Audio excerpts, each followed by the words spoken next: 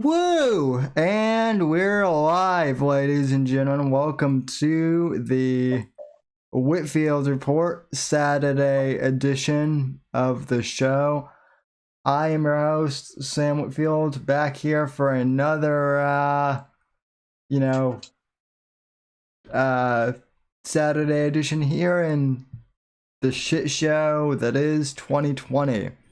I'm glad to be here, as glad as anyone really can be to be here in 2020. It's 2020. It's been a fucking year. What can I say? But anyway, I'm your host, trying to make your year better.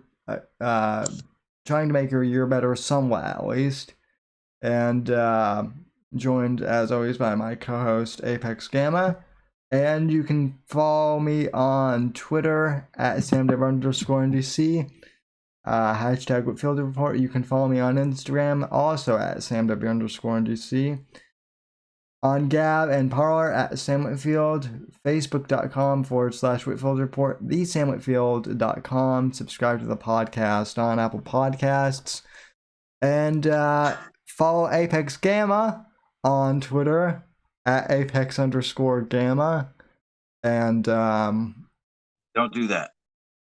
I'm just kidding. Thanks, I do want to take a quick moment to real quick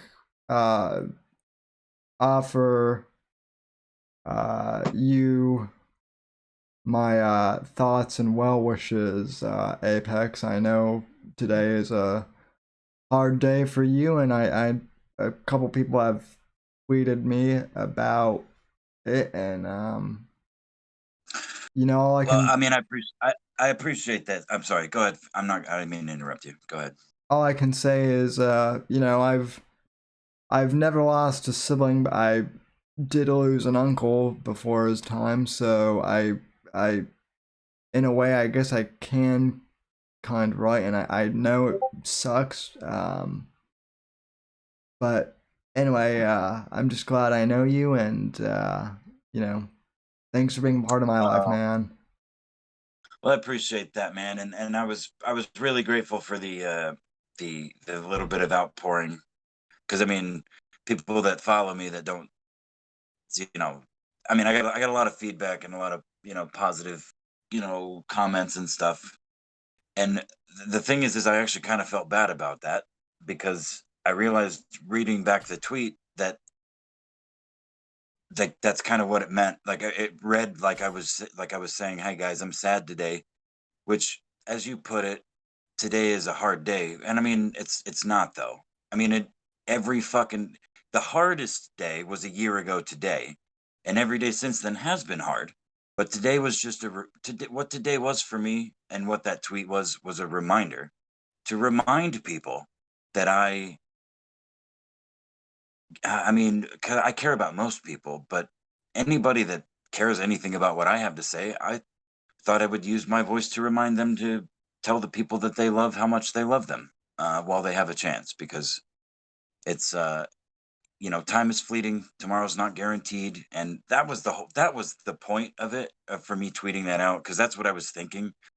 Because quite frankly, today, exactly a year past, is one of the light is starting to kind of shine through finally. It's been one of the hardest years of my life, and I mean that quite literally, for more reasons than just that. But that was a Yeah. big factor in the avalanche. But I appreciate yours and everyone else's well wishes. But we all know tragedy, man. Like I'm not the type to reach. I'm not the type to reach out and say, guys, look, I feel bad, make me feel better, kind of thing. And I'm not necessarily assuming that everyone thought that, but No. um, I've had some, engagements with, I don't even know, some young lady on Twitter recently that uh, poured paint on her leg and said she got, attacked by a teenager and dragged through the gravel, and she got, a bunch of stitches, and she's got like 17,000 followers, and everyone's like, "Oh my God." I'm like, that is so clearly red paint. I thought it was I thought there were 17,000 people in on some fucking shit posting account, but no, No, that's just people looking for sympathy and lying to do it. Like it was fucking red paint. I mean, she hurt herself somehow. She like fell in some gravel or something, had a little thing in her leg, but she poured fucking red paint all over it, took a picture, and was like, I'm trying to avoid not going to the doctor. But anyway. Yeah, so I mean, I just wanted to make that clear, and I didn't tweet much today for me, but I wanted to I made that clear via a retweet that I sent out earlier, and I wanted to vocalize that now. I mean, again, I appreciate the well wishes and stuff, but it was more about you guys and everyone that read that. Just tell the people you love that you love them because they're not gonna be there forever, and neither are you. So Nope. don't waste time. That's all. Let's And move on now. yeah. And on another subject, I do want to apologize, folks. I forgot to mention last week. Just one more housekeeping thing. I forgot to mention at the end of last week's show that this week, not this coming week, but this past week, the one we just finished, was my midterm exams week, so that's why there was no Wednesday podcast. Just because I just didn't have time to do an extra show, so that's what happened there. I'm sorry to the folks who were expecting that. I'll see if maybe I can do an extra one this week, maybe. But yeah, just want to let you know that I'm fine. Nothing happened with me because that was the other thing that happened was I didn't post an episode, so people wondering if I was okay, and yeah, I'm fine. Just busy and forgot to make that announcement. But I actually did manage to watch the VP debate between Pence and Harris, or part of it. Oh boy. And yeah, I mean, had I not just finished a midterm final at that point, I would have fired up a stream, but I didn't have time to set up my streaming software before the debate, so I just watched it and I did a live tweet a little. But overall, I think Pence won that debate. Overall, he wasn't as aggressive as Trump is, and I think that is one of his flaws. I wish he were a little bit more cutthroat and not so gentlemanly all the time. But he made Harris look like an idiot moron, Well, which is yeah. what I care about. What are your thoughts, Apex? Well, I mean, I saw it as like a weird, like reversal and uber magnification of the first debate with Trump and Biden, where Biden is the seasoned politician. He should be the one that can stand up there and talk like the people want to hear and make people comfortable by saying, calm and stately things and maybe going off the cuff a little bit. But he's the seasoned, trained politician. Trump's the fucking bully comedian. Um, and that first debate was a shit show, as we all know. But this one, knowing Pence from before he was elected, selected as Trump's VP, um, he wasn't the same person on that stage. He was pretty close, but like his angles rather of attack, and backtrack. I really enjoyed the way he would backtrack. He would be given his 2 minutes to answer the next series of questions, and he'd use a minute to go back and drop some fucking bombs, and then use the next minute to answer the actual question. So I mean, yeah, it was an absolute schooling, as far as if you're judging it by any real political metric. as far as history goes. But I don't think that doesn't really exist anymore. I mean, with the normies, it certainly does, and those people's opinions certainly matter. But I think both in fact and in like perception, they like Pence just fucking absolutely demolished. All she had was sassy looks and um, you know sassy tones of voice. They both dodged questions though. You know what I mean? And Yeah. Kamala certainly more so than um, you know Pence did. Sorry. And I will say this: people were saying that the moderator did a better job than Chris Wallace. I don't know where they got that. I don't think she did worse than Chris Wallace, but I think she was. I mean, Well, she wasn't I good in her own way. She was really bad, especially once you look at her Twitter bio and you see that she's like a yeah. fan of Nancy Pelosi and that she's writing a bio on. No thanks. I mean, Well, I think again. I mean, it's kind of like an apples to oranges thing. Like she absolutely still steered things towards Kamala, but because both Kamala and Pence were so much more civil, just in general. There was no fucking Chad Trump energy in the room, fucking kicking podiums over and shit. Metaphorically, I metaphorically speaking. I don't think there needed to be though because Kamala I think did herself in with all that snickering and No, I um mean Alan's right. Moderators are absolutely like it's the antithesis of what a moderator is supposed to be. Like they're not supposed to have clear bias. You shouldn't be able to look through their fucking Twitter bio.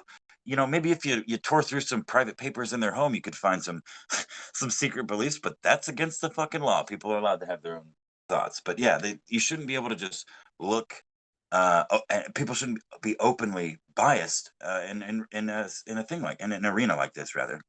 So yeah, yeah, it's all a fucking circus, man, which is why I have a really hard time taking any of it seriously or what trying to like watch it as a serious thing, you know. But what what I want to know, and I tweeted this out like 2 or 3 times this week actually in regards to the debates is because the one thing I keep hearing is that these debates are for the undecided voters. And okay, normally I would get that in an election year, but again, we're talking about 2020 where a lot of people have been sitting at home, and even if they're working from home, generally people have more time to maybe look at some of this stuff than they might if they were commuting. So, well, I don't everyone I've talked to, regardless of whether they're on the left or the right, everyone I know has decided. So, who are all these undecided voters? I want to, at this point, I want to meet them. I really do. Just to be like, you know, how have you guys not decided yet? I, that's, I don't buy that excuse fully. That it's for the undecided voters. But like I said, who's undecided? I'm genuinely curious. So, sorry, I uh, was muted. I can't fucking chat on my computer because Google is fucking gay, and I can't because my account's banned now. I can't log into my fucking backups. But oh, anyway, oh yeah, that's yeah. So I was right. muted. Yeah. Anyway, who's undecided? The people that are too well. I don't know, man. I don't want to say people that are undecided, but it's people that like the lesser of two evils argument doesn't work on them, kind of thing. Like they see, because I see a lot of that too, where people are like, I mean, yeah, dude, obviously Trump's not that as fucking bad as all the media shit says, but he's still a piece of shit. And Biden, fuck Biden, dude. I'm not fucking. I'll vote third party or I'm not voting, or you know what I mean. Like that. Those are the most of the people that I've met. As far as literal undecided, where they're like, Yeah, I don't know. Biden might be a good pick, or Joe might be a good pick. No, I've not met anybody like that. There are fucking Trump flags wanging off, fucking wanging, wanging off the back SUVs and pickup trucks, or there's fucking Biden signs or hats, which there are obviously significantly fewer of in my neck of the woods. But yeah, man, I mean, it's everyone is declared. That's more fake news. Yeah, so why even? I mean, like, why even have these things then? I mean, I don't know. I'm just I'm just kind of like, can we get the fucking thing over with now at this point?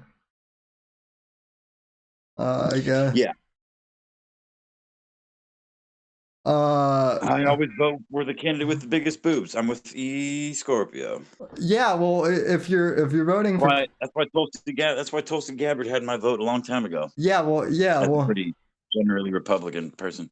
yeah, well, yeah, well, if Tulsi, I mean, if Tulsi had ran, I might have actually voted for her then for that reasons. Yeah, Um, exactly. but the thing is, Tulsi, who is pretty liberal on a lot of shit, is too conservative for the left now, Oh yeah. which that ought to tell you something right there. So, um, and yes, also, boobs are boobs are awesome. Which by the way, I do want to address that real quick because I know that Owens fans still haven't been I know that Owens fans have been watching me because I'll get like comments or tweet replies like you're obsessed with tits or something like that. Why do you talk about them so much on your show? And okay, here's a hint. If you're commenting that to me, but I see a bear emoji, let me just say this. You guys watch a moron who obsessively talks up penises on his streams and leans way too much into it. So I've decided that I'm going to lean into my thing.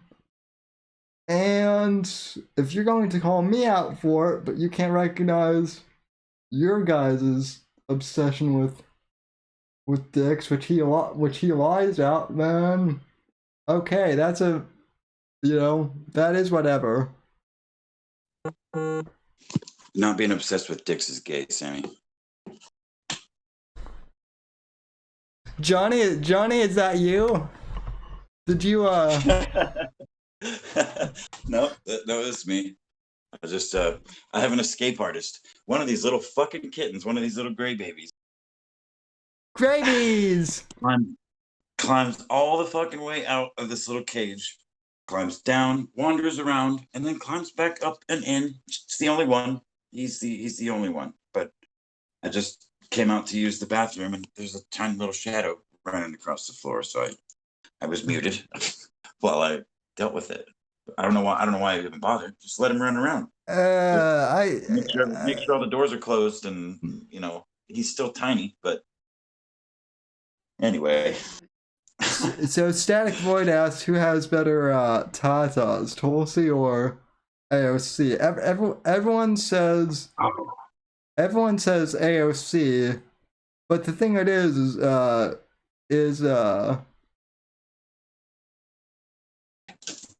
I mean, AOC is just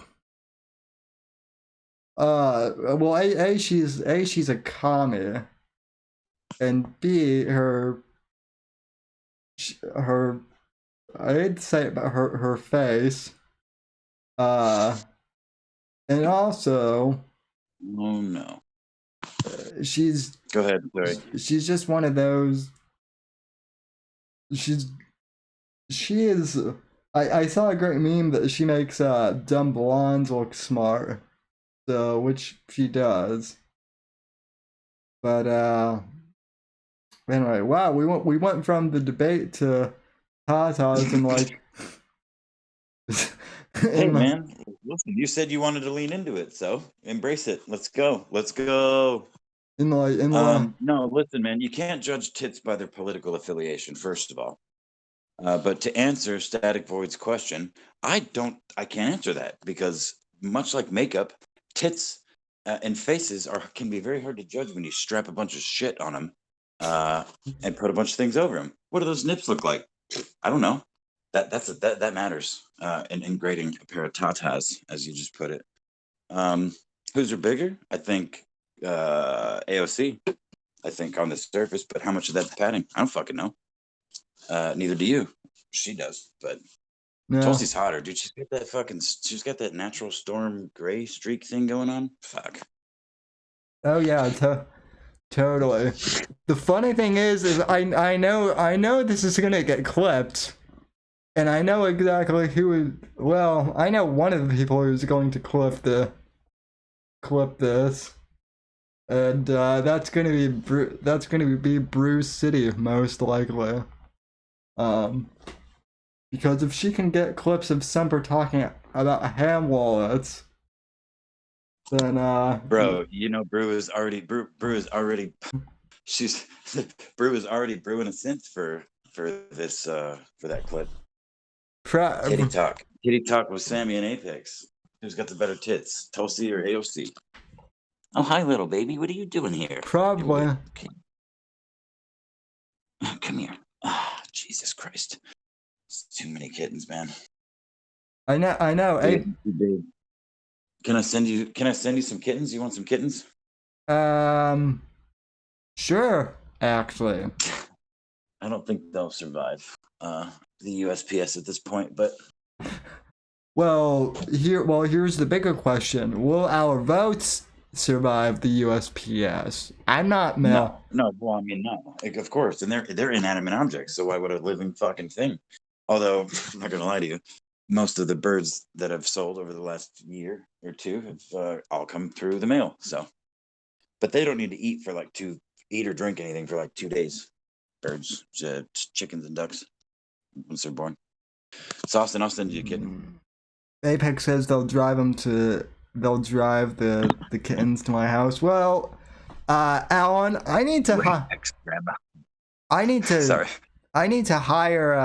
I may need to hire you again for personal security purposes. Because your other favorite streamer from Florida isn't well, let me just say this.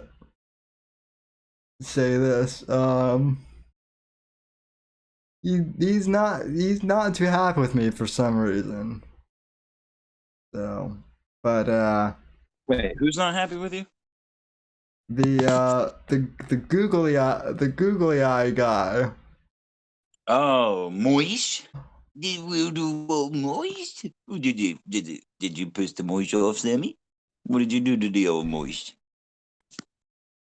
I'm not even sure anymore. I mean the big thing is I defended Alan. So that was a long time ago. Fuck that dude. I doubt he even remembers. Yeah, I also might have asked who shops for houses at 8 p.m. But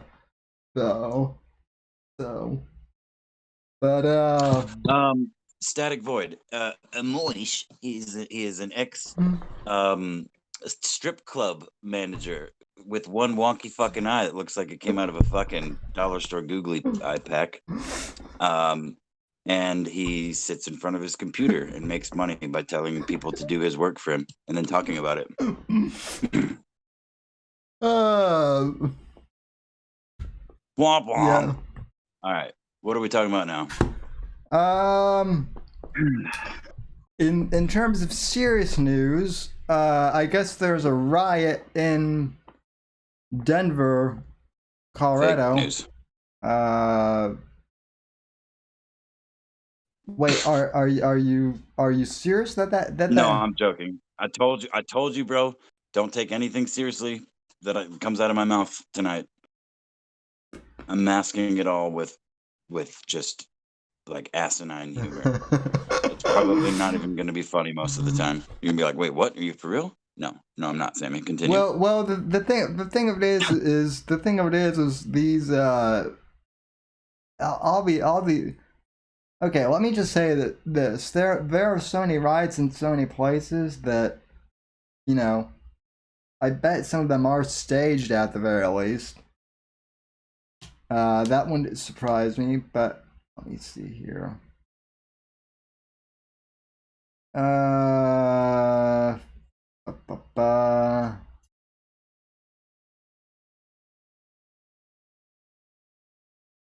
Okay, Mostly peaceful. let me Welcome to my see. mostly peaceful protest. Here's your AR-15. You pick your ammo up off your enemies. Yes, just like Call of Duty. Now go die for anti-fascism. Okay, so I did put in the show notes. Good deal. Um, Apex. I hate I hate news websites. Most of them, how cluttered they are with ads. Well, it's because it's not about news anymore, bro. I mean, we Nope. all know that. It's money. Money, money, money, money, money. I know. What can I get? What can I write in this one sentence to get people to click so that these 45 motherfucking ads pop up and I make 13 cents each or 3 cents each, whatever. Anyway, so right, where is this at? Supposedly. Uh, Supposedly. so I posted the link in the Discord, but Yeah, I didn't. I'll read this for you guys once I put it into reader mode here, and let me turn the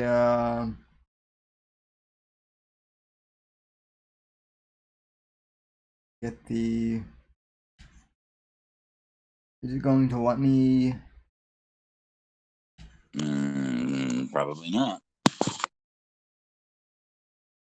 If I had to guess. Chat, how do I Uh, sound? Like as of right this moment, how do I sound? Tell me in the chat. you sound Good. good. Right.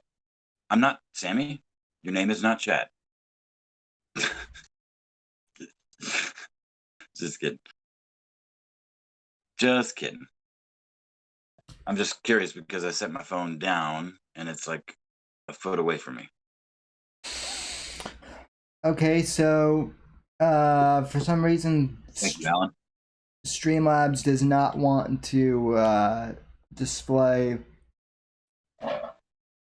the screen share, which is kind of gay, but it's whatever.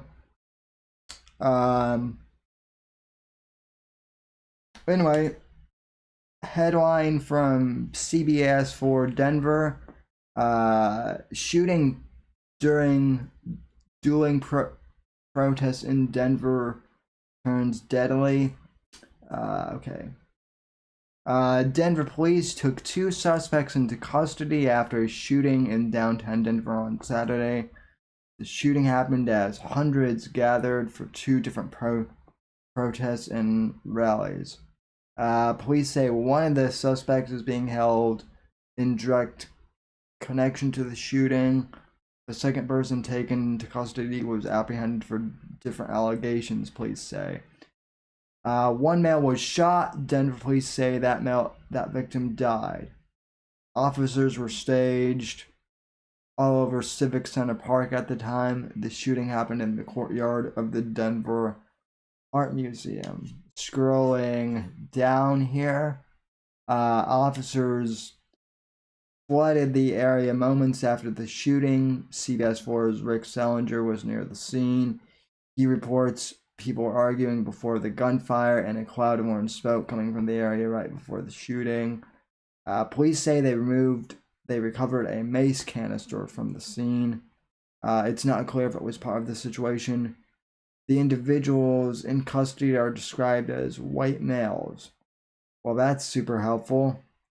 Police officials say it's up to the district attorney to determine whether the male who allegedly shot the gun was doing so in self-defense. And that's the end of the. Wait, no, I lied. One of the protesters was calling for police reform, while the other group was showing support for the police. The rally held by the Patriot Mustard Group was ending. Denver police are trying to determine the involvement of the victim or suspects. The victim was taken. So from what I've read on Twitter, I guess the guy who shot the other guy was another Antifa. So yet again, and this is just from what I'm reading on Twitter, but another Antifa guy killed a pro police supporter. Which, well, shit, man. I mean, I can't say that I didn't say exactly that was going to start happening. No, me neither. The only thing, and I'm not even going to say that I'm surprised by it, but like my worst case scenario thought was more along the lines of, this every week or like multiple times a week. The pedophile and the shit, the domestic abuser that Kyle Rittenhouse shot in self-defense, and all the poor downtrodden black folk that had been killed by police over the whole dozen that have been killed over the last couple of years or so. They that shit, it's building in the minds of these radical idealists. And I had a conversation with my friend, and I'm really bummed that I didn't record it, because I've actually recorded a couple of our conversations without him knowing. And they're not worth saving. I just wanted, figuring the conversation. Well, he might know now if he's. No, he won't, because he doesn't listen to the show. He'll follow me on Versa, but he doesn't follow me here, because on Versa, according to him, it's a Trump circle jerk, and he finds it so irritating that I would show my face there, even though he knows me as a person, and I'm just a character on the internet now. Well, what does Apex the Fed? Yeah. what does he think this show is? Or does he doesn't know? I mean, he doesn't know anything about it. I mean, I've told him that I come here every Saturday, but he doesn't come here. I don't know. I have no idea. He's lazy. But the point, fuck, I don't even remember what the point was now. What a dick he is. It's not bad enough that he thinks that you're a Nazi. He doesn't even watch you on the show where you're co-host. What a dick. Well, yeah, whatever. I don't care. Quite frankly, I'm being facetious. I'm sure he's somewhat of a nice guy. No, but that's the thing, that's the point that I was trying to make, is I was kind of bummed that I didn't, because it's the first time I've spoken to him in a couple of weeks, and I try to talk to him once a week because he's my oldest friend, and we don't normally talk politics as like a rule, because it's divisive, clearly. But we started on this route, and this motherfucker, I let him talk for a long time because I couldn't believe the shit coming out of his mouth. But he passionately was preaching communism to me. He's never come out and said he was anything. He said he liked Obama more than he liked Trump, and arguments like, oh, I think Obama he was a good dude trying to do the best, and he got crushed by the fucking system, the racist system. But he's never like avowed any political party. But I mean, maybe he was just really baked. He could have just been really fucking stoned. But he just went on this impassioned like ploy for like his ideals of communism. And when I started to push back, I let him finish talking. All these, I mean, it's like South Park tropes, dude. The things coming. I mean, it sounded like he was gonna cry. Maybe again, maybe I'm misremembering, and maybe he was just stoned. But like he was so, like he's got these fantastic ideas in his head. And his biggest problem with Trump, like most people, is the things that he says. He thinks that words amount to master plans. Like there's secret master plans laced within people's words, and Yeah. he is now tuned into that. That's the one thing that I really wish I had clipped, or had recorded, because not I mean, I'm not trying to record private conversations with my fucking closest friend in the world. I'm just honestly looking for memes, and this was one of those things. Was a real conversation moment where man, talking about really stoned. He shit, what the fuck was I just saying? He oh yeah, the idea that there's a secret language being spoken among white people in particular. And not just white people, but the token blacks, the Larry Elders and the Thomas fucking Sowells of this country and this society. They're all in on it. We have a secret language and we speak in a certain way. And when we say certain things, the whole dog whistle idea. I mean, that's not a new term, but like I've Right. experienced it in real time now with this dude, my friend, my closest friend, whom I mean, I would fight to the death for under most circumstances, assuming it wasn't political in nature. I mean, I I don't know. It actually really freaked me out, man, because he was expressing how scared he is about quote unquote my side of the political aisle.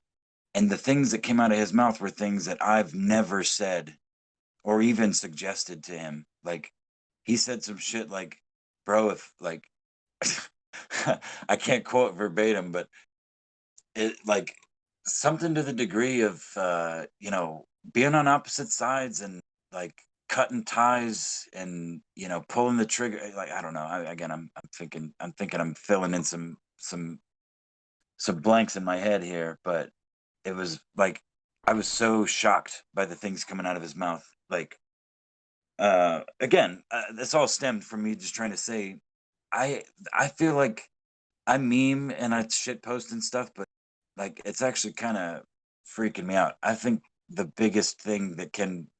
most important thing that can be preached is understanding and caution. Like that, obviously, that's kind of what got us where we are here. Too much of that, too much given credit and you know, given slack to the Chinese, to the fucking, you know, to the various groups. We've given all this, all the slack they could ever want, and then some to hang us with. Um, Oh, that is one thing I wanted to ask you real quick. Going back to the debates, I was, because Pence called out Harris and Biden on the Chinese actually, and my first thought was yes, he's calling out China. Finally, my second thing is Apex must be really, he must have like he must have a real stiffy right now. well, Seeing this. I was pleased to hear that. And again, the man was so well spoken. Like if you I'm actually holding this in my like fucking 6 shooter in my holster with my finger on it, waiting for my buddy to fucking talk shit. Because he always pulls Obama as the statesman. Just that, like, not the best. He's obviously not the best politician, but he didn't go out of his way to make people crazy. He calmed people down. He spoke in a way that resonated with people and didn't incite whatever. While Pence did exactly that, and maybe even better. Um, except he wasn't black, and he didn't say as many times as I do, or as Obama did, for that matter. But Oh, Obama said way too much for president. yeah, there's no politician that makes me squirt. save for a Tulsi Gabbard. Well, I mean, Scorpio. Just saying, Scorpio. Scorpio said Pence makes me squirt, and that's just a blatant lie, Scorpio. Listen, there's another blood moon coming. I'm pretty sure it's like the end of existence coming up. I think Revelations, bro. So it's another blood moon forest fight. Let's go. Let's go. We'll slip Sammy some more fucking, what was it, GHB and tequila. And he can sit there and officiate and just hit a bell. Ding ding. wait, Oh, yeah, fuck no. wait, what did you guys, something about GHB? So you mean to tell me that crazy dream that I had the other night about you guys fighting under blood moon, that wasn't a dream, that was like an actual thing that I witnessed? No comment. Okay. Well, now I really need to hire Alan as private security. Now Tulsi gun grabber? I don't think so. She carries a gun as part of one of her jobs. I don't know if she actually carries a gun. And Kevin, I see your comment about the Colorado about them having about DIA. One of the reasons I bring up Colorado is because, as a longtime listeners know, I grew up there. I'm a Colorado native, and people always ask you, "Oh, why did you leave Colorado and move to Florida?" Because of this shit. Right now, I within my lifetime, folks, Colorado has gone from a red state to a purple state. Oh. And now it's full on blue. And well, see, now chat's fucking enlightening me here. I was not aware that Tulsi's promoted gun control. Well, I mean, that's pretty ambiguous. That's from Evil Eric, the gayest man in all of the world, in the chat there. Hi, Eric. It's a little late for you, isn't it, old man? The gayest, the gayest straight, the gayest straight man. The gayest straight man in all of the world. Right behind Johnny Arcade. So. Literally right behind Johnny Arcade.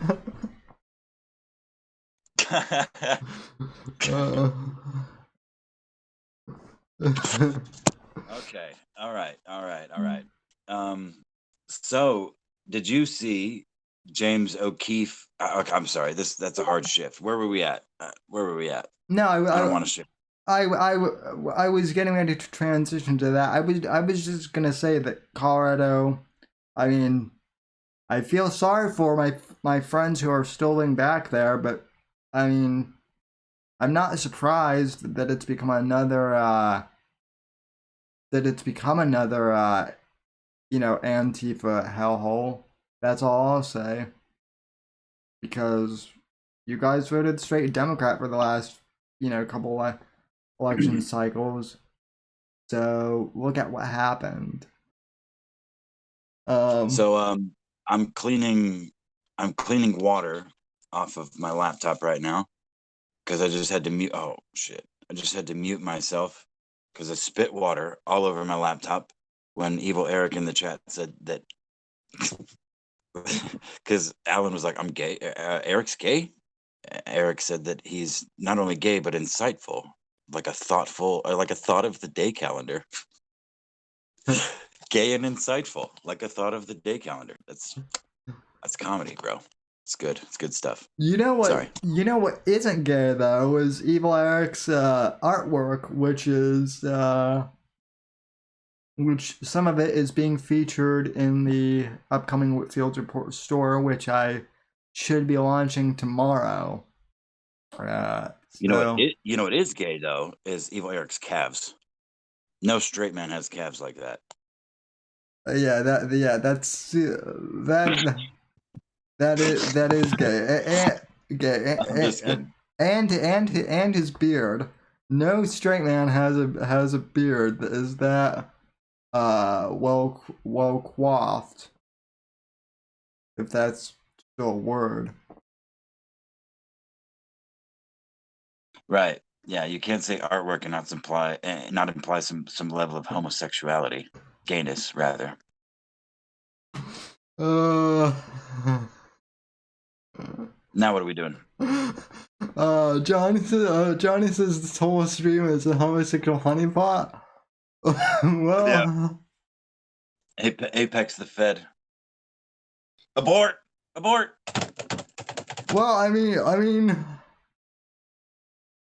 that's because you're here, Johnny, and I wouldn't have it any other way. But anyway, yeah. So speaking of gays, Colorado is run by a literal homo.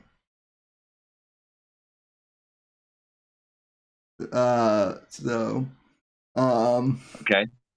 Continue. Tell me more, Sam. well, that's what I can say. Jared Polis, the governor, is a literal flaming Show your gay is a literal flaming gay leftist, and you know he's he's pretty effeminate when it comes to dealing with Antifa. So that's that's not good. But anyway, speaking of something that isn't gay and that isn't like homosexual gay, but gay on the internet, Joe Rogan has now decided to call James O'Keefe, and James O'Keefe being the Irishman he is, the based fucking Chad that he is. Yeah, the base news Chad that he is. The base news Chad Irishman is now striking back against Rogan, which I have to admit, I'm usually a fan of Joe Rogan, but I'm starting to think that Spotify deal wasn't so good after all. No, I agree. I mean, he's constant controversy with Spotify employees going on strike, and those certain episodes still aren't up, as far as I understand. But then he was talking about, he did say he was going to keep his favorite 100 episodes on YouTube only. So there's still a lot of ambiguity there, but yeah, no, I mean, listen, Joe Rogan is a fucking idiot. He's not that smart. He stumbled ass fucking backwards into the biggest podcasting business the world has ever seen. And he has said that so many times. Yeah. And I don't hate Joe Rogan, but I don't really like Joe Rogan. Like, I mean, I like him as far as the guests that he has.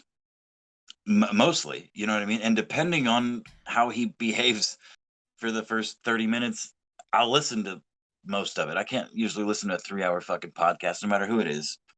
I can barely do 2 hours with you, Sam, and I'm listening to myself talk. but,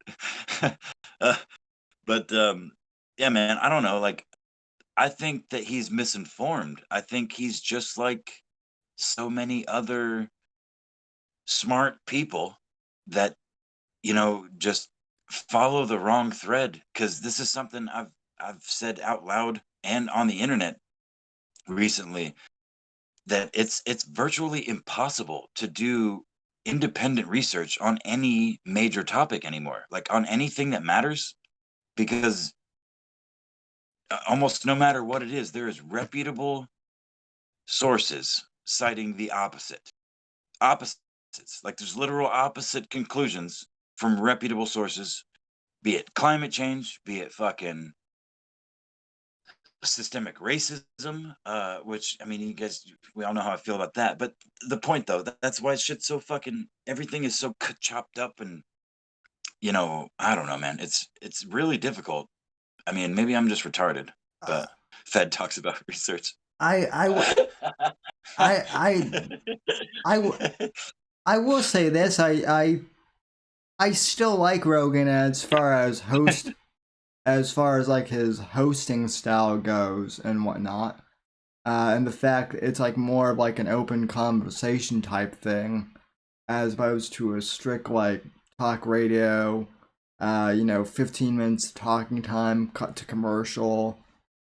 Like in stylistically, like I've definitely taken some cues from him as far as I host my show. And I mean, I'm not opposed to talking to people with opposing, viewpoints, but I mean, I definitely, I definitely think that he's not, he makes good points, but he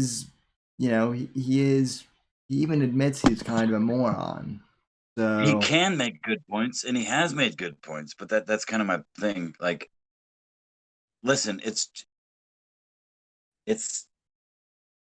what I call the E-celeb lolcow syndrome, dude. Like, they're all the same inevitable result. They're just varying degrees of it. They will all end up in the same place, in some version of a hug box.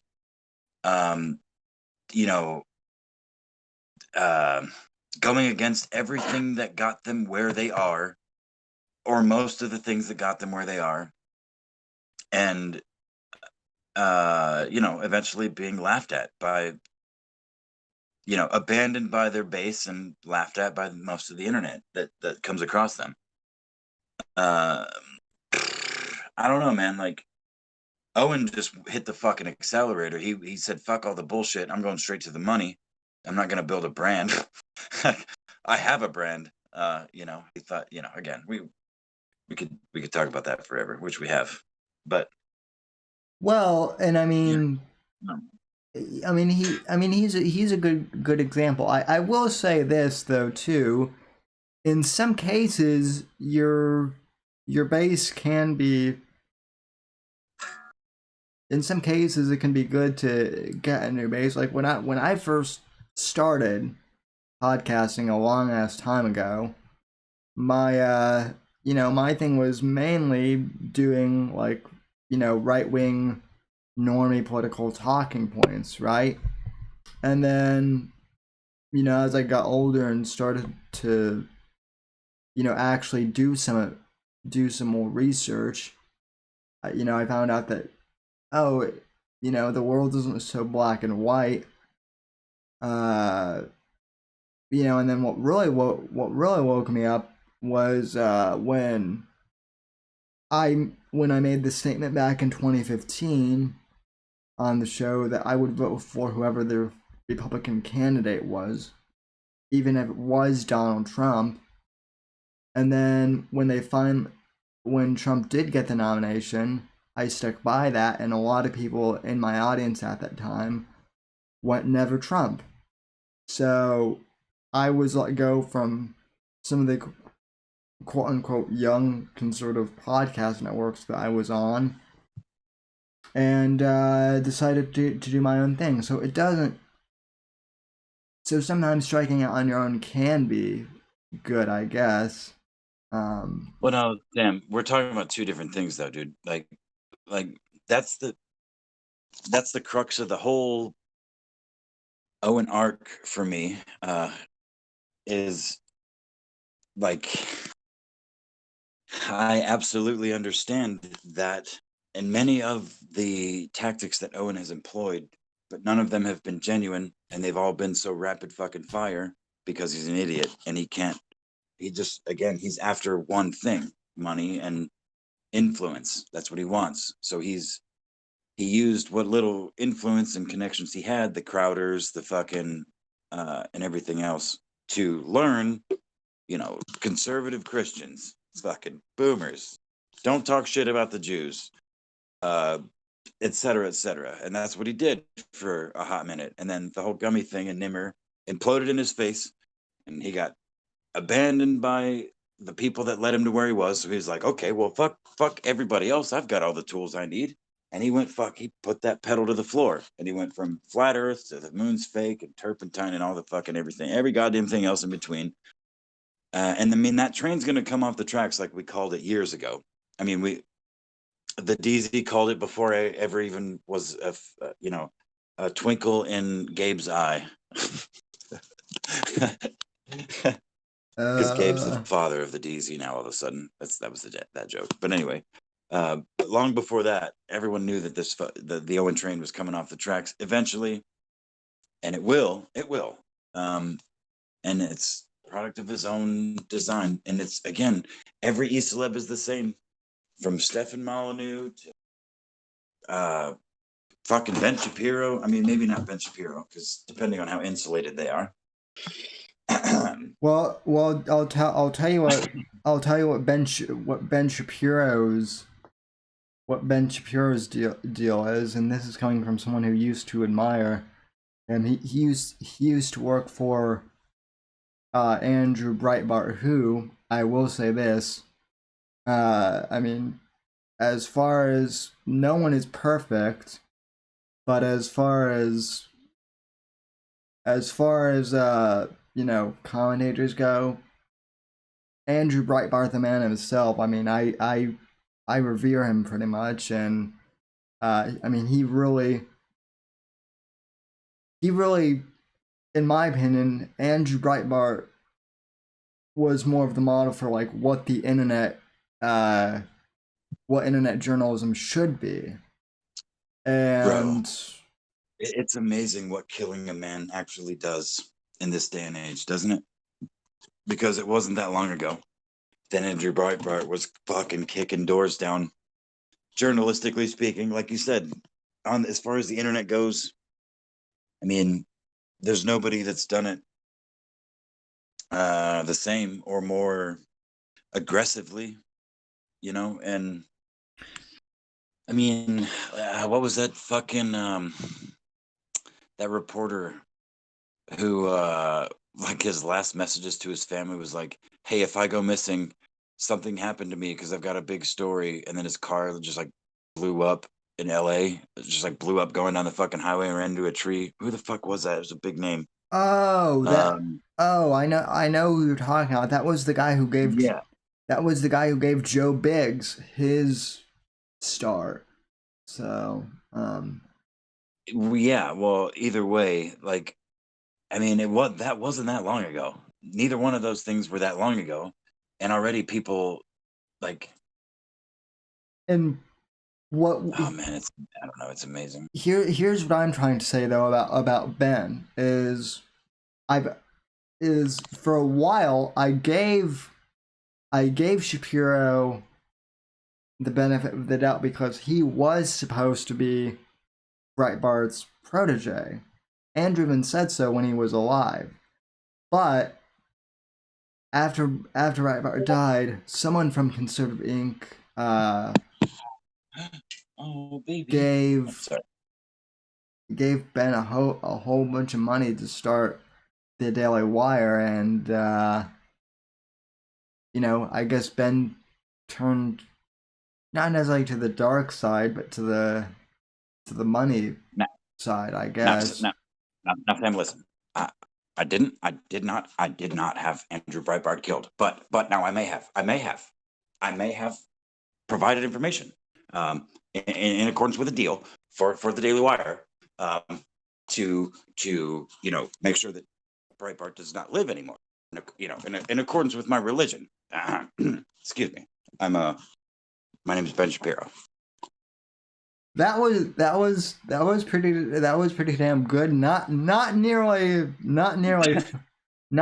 fast enough. I will say this, because a couple people asked me this. Yes, he really does talk fast, to the point where he talks faster than most people think, or at least he talked faster than I thought at 17, which was when I interviewed him. But anyway, speaking of Andrew Breitbart's real protege, going back to Joe Rogan here, James O'Keefe is now in a beef with Joe Rogan, so I have the clip pulled up. Apex, I don't know if you'll be able to hear this, but yeah, just go ahead. I just watched it. Actually, I watched the first half of it again today. I watched it when it came out, and then I'm in prep for this just a little bit ago. So you're good. Go ahead. Okay. So for those of you who haven't seen it, and I saw the beginning of it, but I didn't have a chance to watch the whole thing. Here is Joe Rogan versus James O'Keefe, or vice versa. This should be interesting. Recently, Joe Rogan criticized myself and Project Veritas, and I'd like to respond. First, it seems Joe Rogan struggles to remember my name. The guy, what the fuck is his name? That guy that's always doing the undercover shit, the Veritas stuff. That guy, Project Veritas. It's just interesting because previously he did not struggle to remember my name. There's this all Project Veritas is this guy James O'Keefe, the O'Keefe podcast. Oh, okay. The Project Veritas guy. Yeah. And there's been videos of what is that Project Veritas, where that guy his employees got undercover footage of Twitter employees talking about that kind of stuff. So it's just interesting to me, but let's move on. Rogan seems to doubt the veracity of the ballot video with the guy with all the ballots in his car, Liban, but doesn't seem to doubt the veracity of the Twitter shadow banning videotapes that we obtained in 2018. Listen to this. James O'Keefe. He's got a new one now about Ilhan Omar. The ballots in the car. Yeah, the ballots in the car. And he's got these guys saying, look at all these ballots, look at all these ballots. But you got to go with that guy. You got to go, okay. Then he also catches shit that's real. Yes. Like he caught those people on Twitter, Yes. the Twitter executives talking about how they shadow ban people. Yeah. How does the Twitter video, and by the way, he's referring to Abhinav Vedrevu, this clip right here. One strategy is to shadow ban so that you have ultimate control. The idea of a shadow ban is that you ban someone but they don't know they've been banned because they keep posting but no one sees their content. So that's the Twitter shadow banning clip, but Rogan goes meh when it pertains to this Snapchat video of Liban in his car. Again, he posted it to his Snapchat in early July. It's a real actual videotape recorded by Liban himself. Wasn't recorded by us. It wasn't obtained through the element of pretense or deception. It was actually a more pure form of obtaining the information than undercover subterfuge. So why is it that the Twitter video you like, Joe Rogan, but the Snapchat video recorded by Liban you don't like? Explain to me why one is different than the other. They're both incontrovertible video evidence. Is it because you think there's more merit in exposing bias at Twitter, that there's less merit in exposing corruption or illegalities as it pertains to ballot harvesting? That doesn't make sense to me. Then Joe Rogan says this. So it's like whenever someone can't be straight with you and they have little tricks and they have stunts. The ballot harvesting in the car was not obtained through a stunt or a trick or a device or any deceit or undercover reporting like we did with the Twitter investigation when we set up a fake Jobs Box account and did a human resources sting to obtain the meeting with Abhinav Vedrevu. The videotape in the car with Liban was obtained from his Snapchat account. No tricks, no devices, yet you're talking to me about tricks.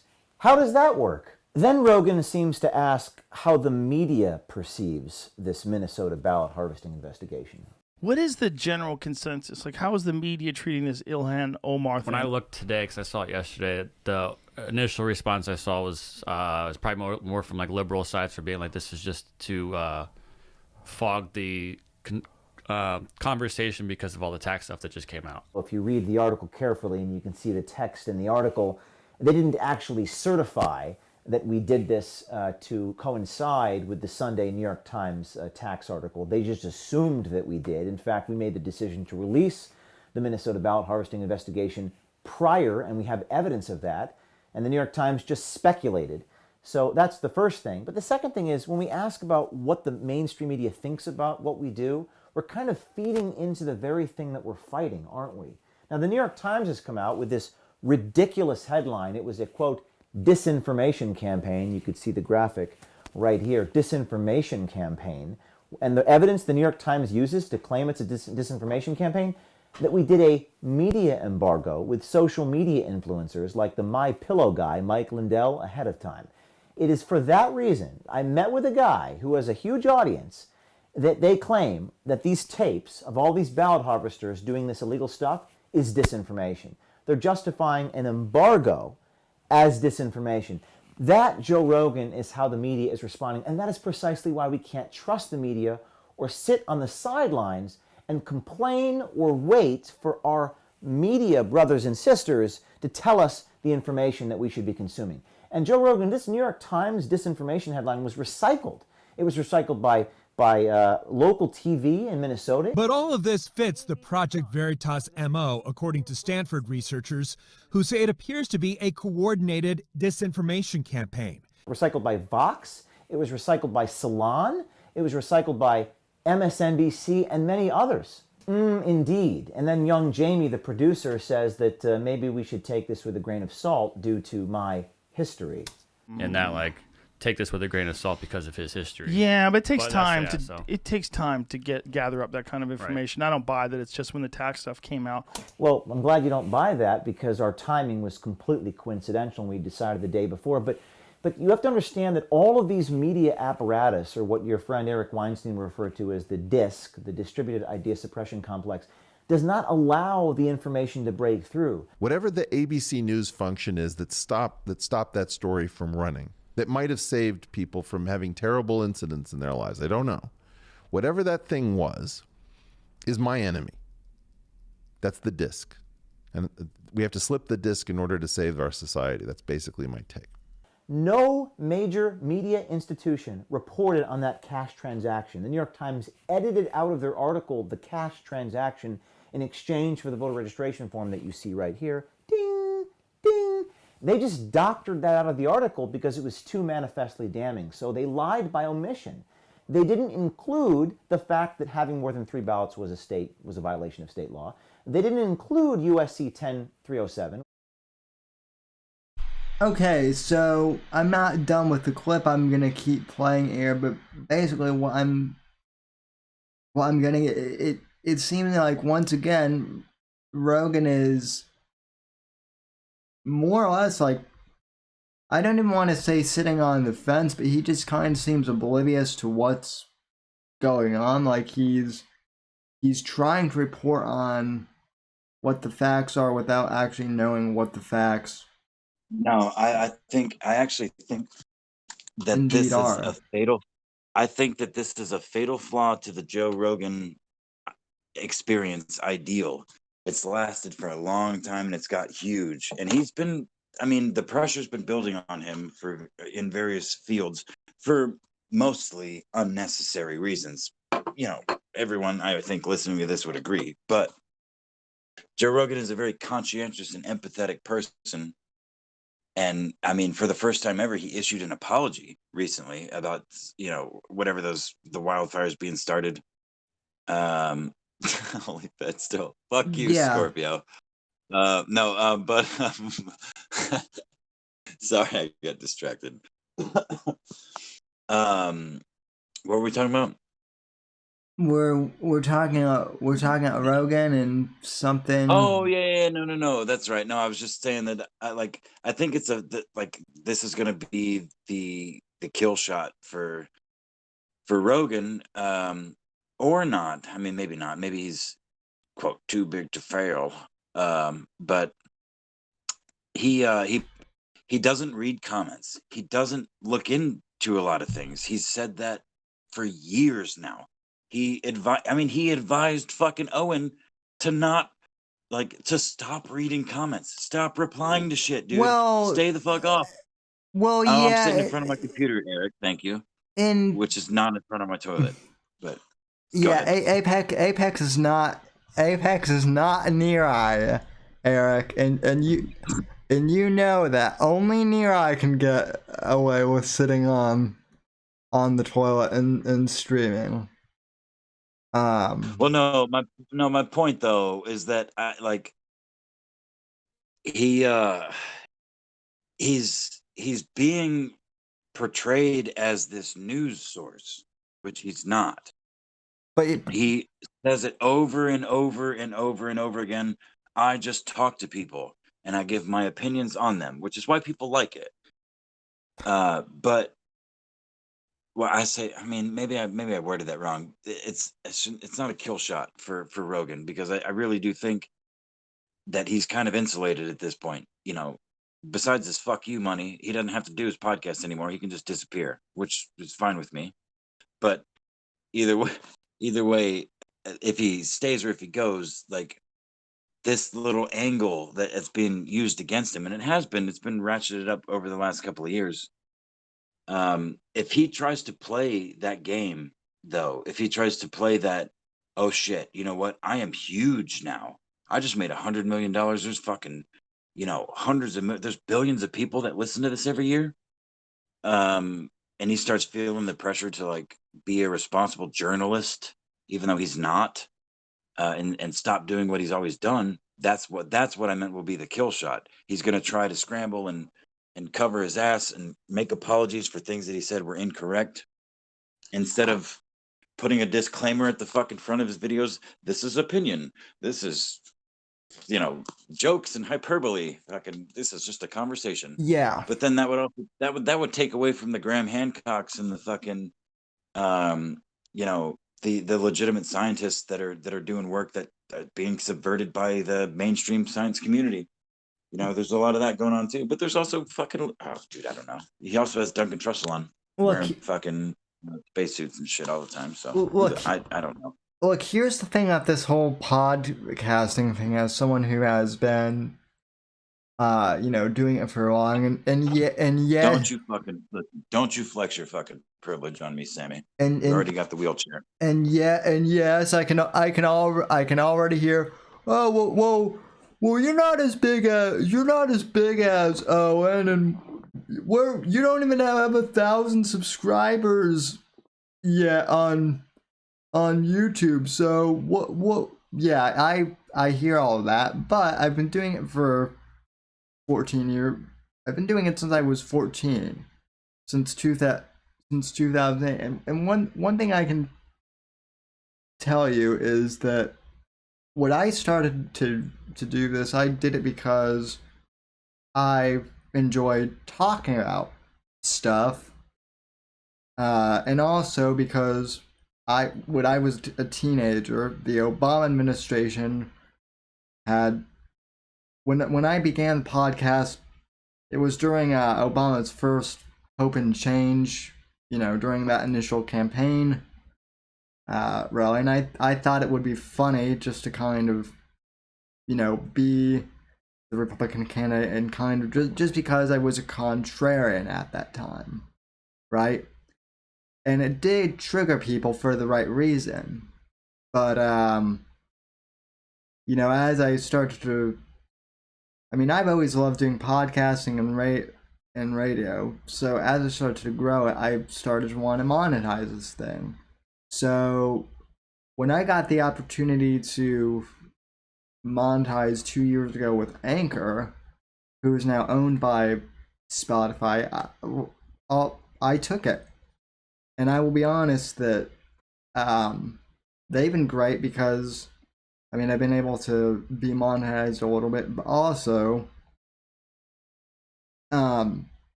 Spotify did help me out with the whole bear thing, because around the time when the gummies happened, around the time the gummies happened, the bears were also trying to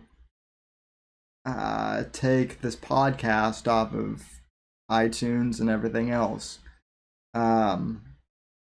So Scorpio says I sold out. Well, no, Scorpio, I was just gonna see. I Go ahead.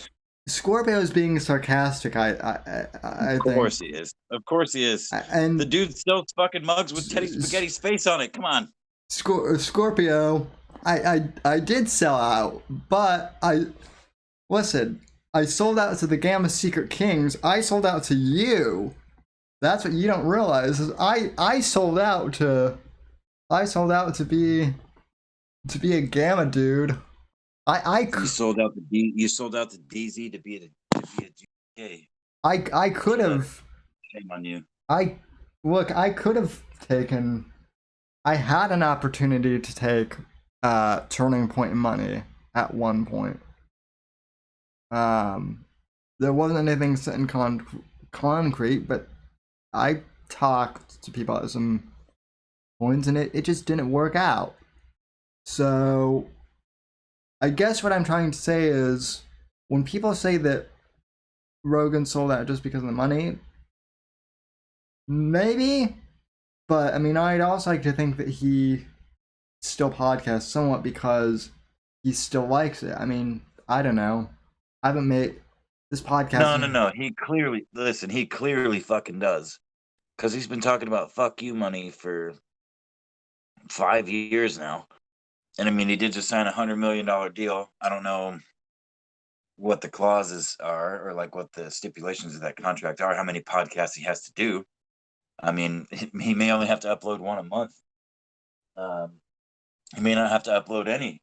It may have just been a deal that says any podcast that you upload from 2021, January 2021 forward, go on Spotify, and he could just say, okay, well, I'm done podcasting then. But I think he could have done that a long time ago, quite frankly. But he does seem to enjoy doing it. Again, which is why I think people gravitate to it.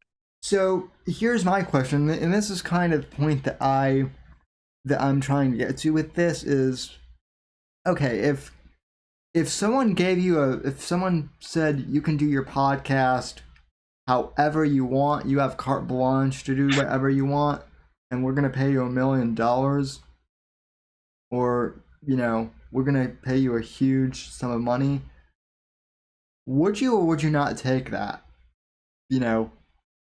Being honest, or like, even if podcasting isn't your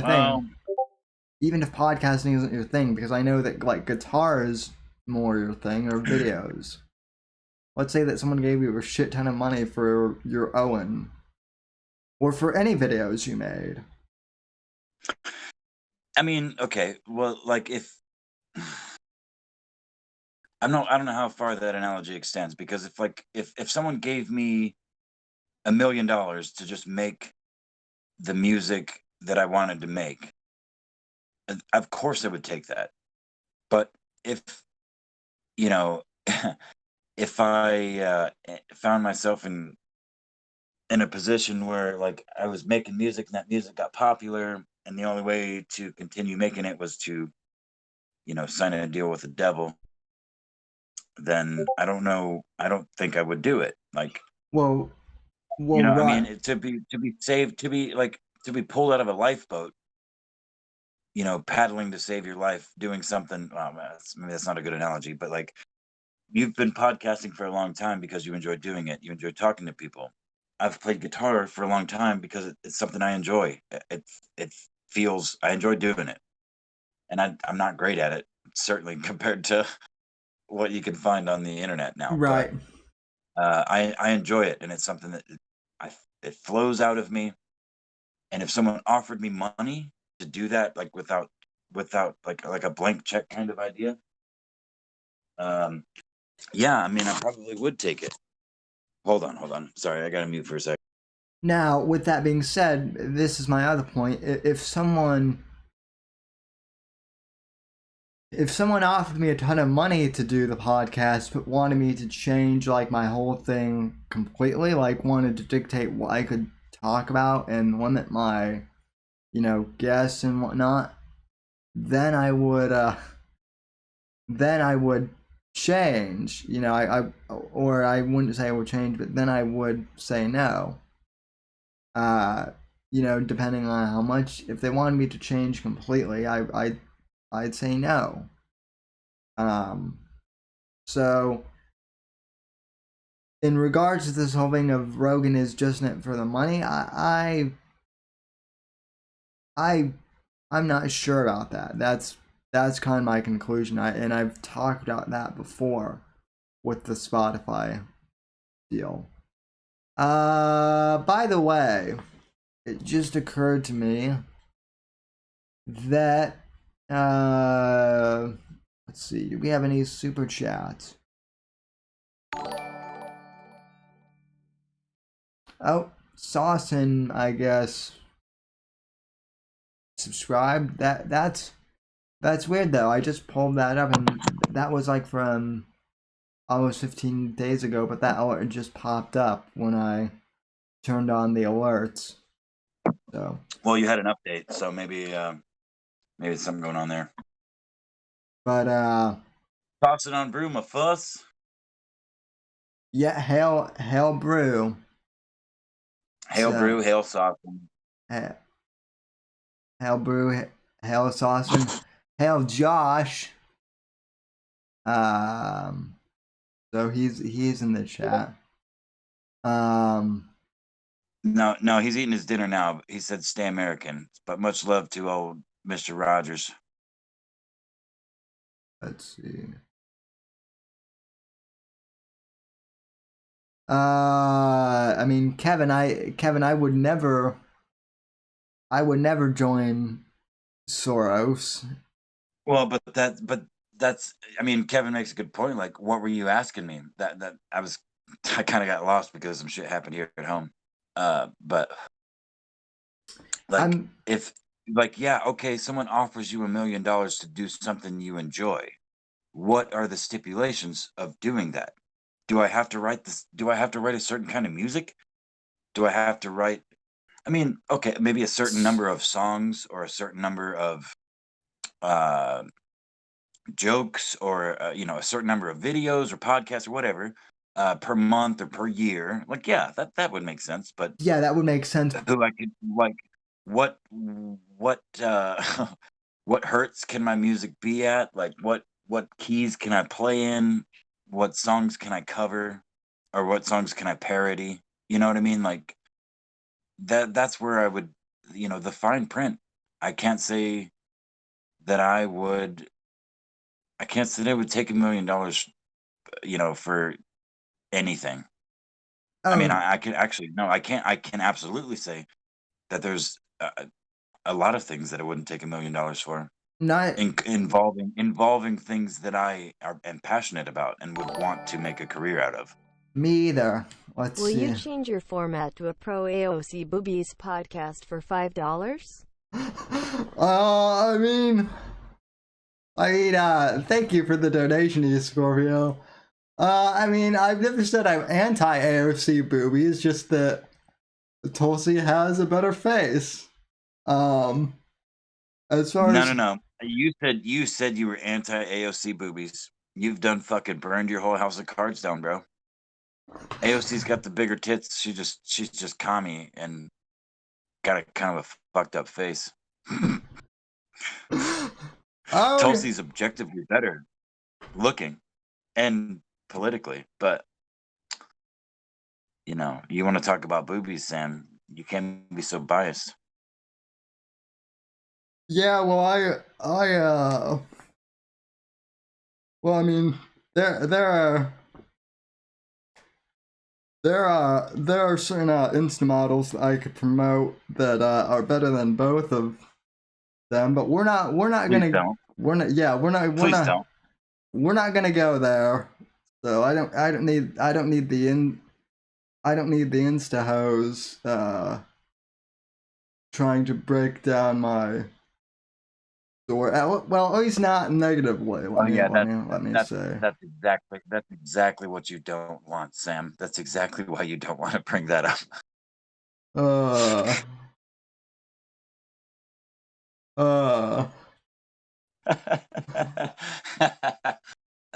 Okay. Where are we at now? See, and see, folks, that's what this show has turned into. A semi-serious political show mixed with comedy and spontaneous comments, and just like 2020, the Whitfield report is a chaotic mess. You don't know what you're gonna get. Could be anything at any time. So we're still watching the O'Keefe video. So Okay, go ahead. Rogan is proving he's clueless. Let's see. Yeah, go ahead. And but I mean, to answer Kevin's question real quick in regards to how much Soros would have to pay me, That depends, because if Soros controlled my content and had say, obviously, I wouldn't take it. But here's the thing: if Soros got to the point where he was so senile, which he's getting there, to where he just offered me money, I would take his money, and then I would spend that money to expose everything that he's done. You're falling right into it, Sammy. It's called the honeypot, my friend. Well, you know how many people have probably thought that about that fucking vampire? This is Same with Jeffrey Epstein. Well, this is completely this is completely hypothetical. Oh, sure. But I can't imagine a hypothetical in which I would take money from George Soros to do anything.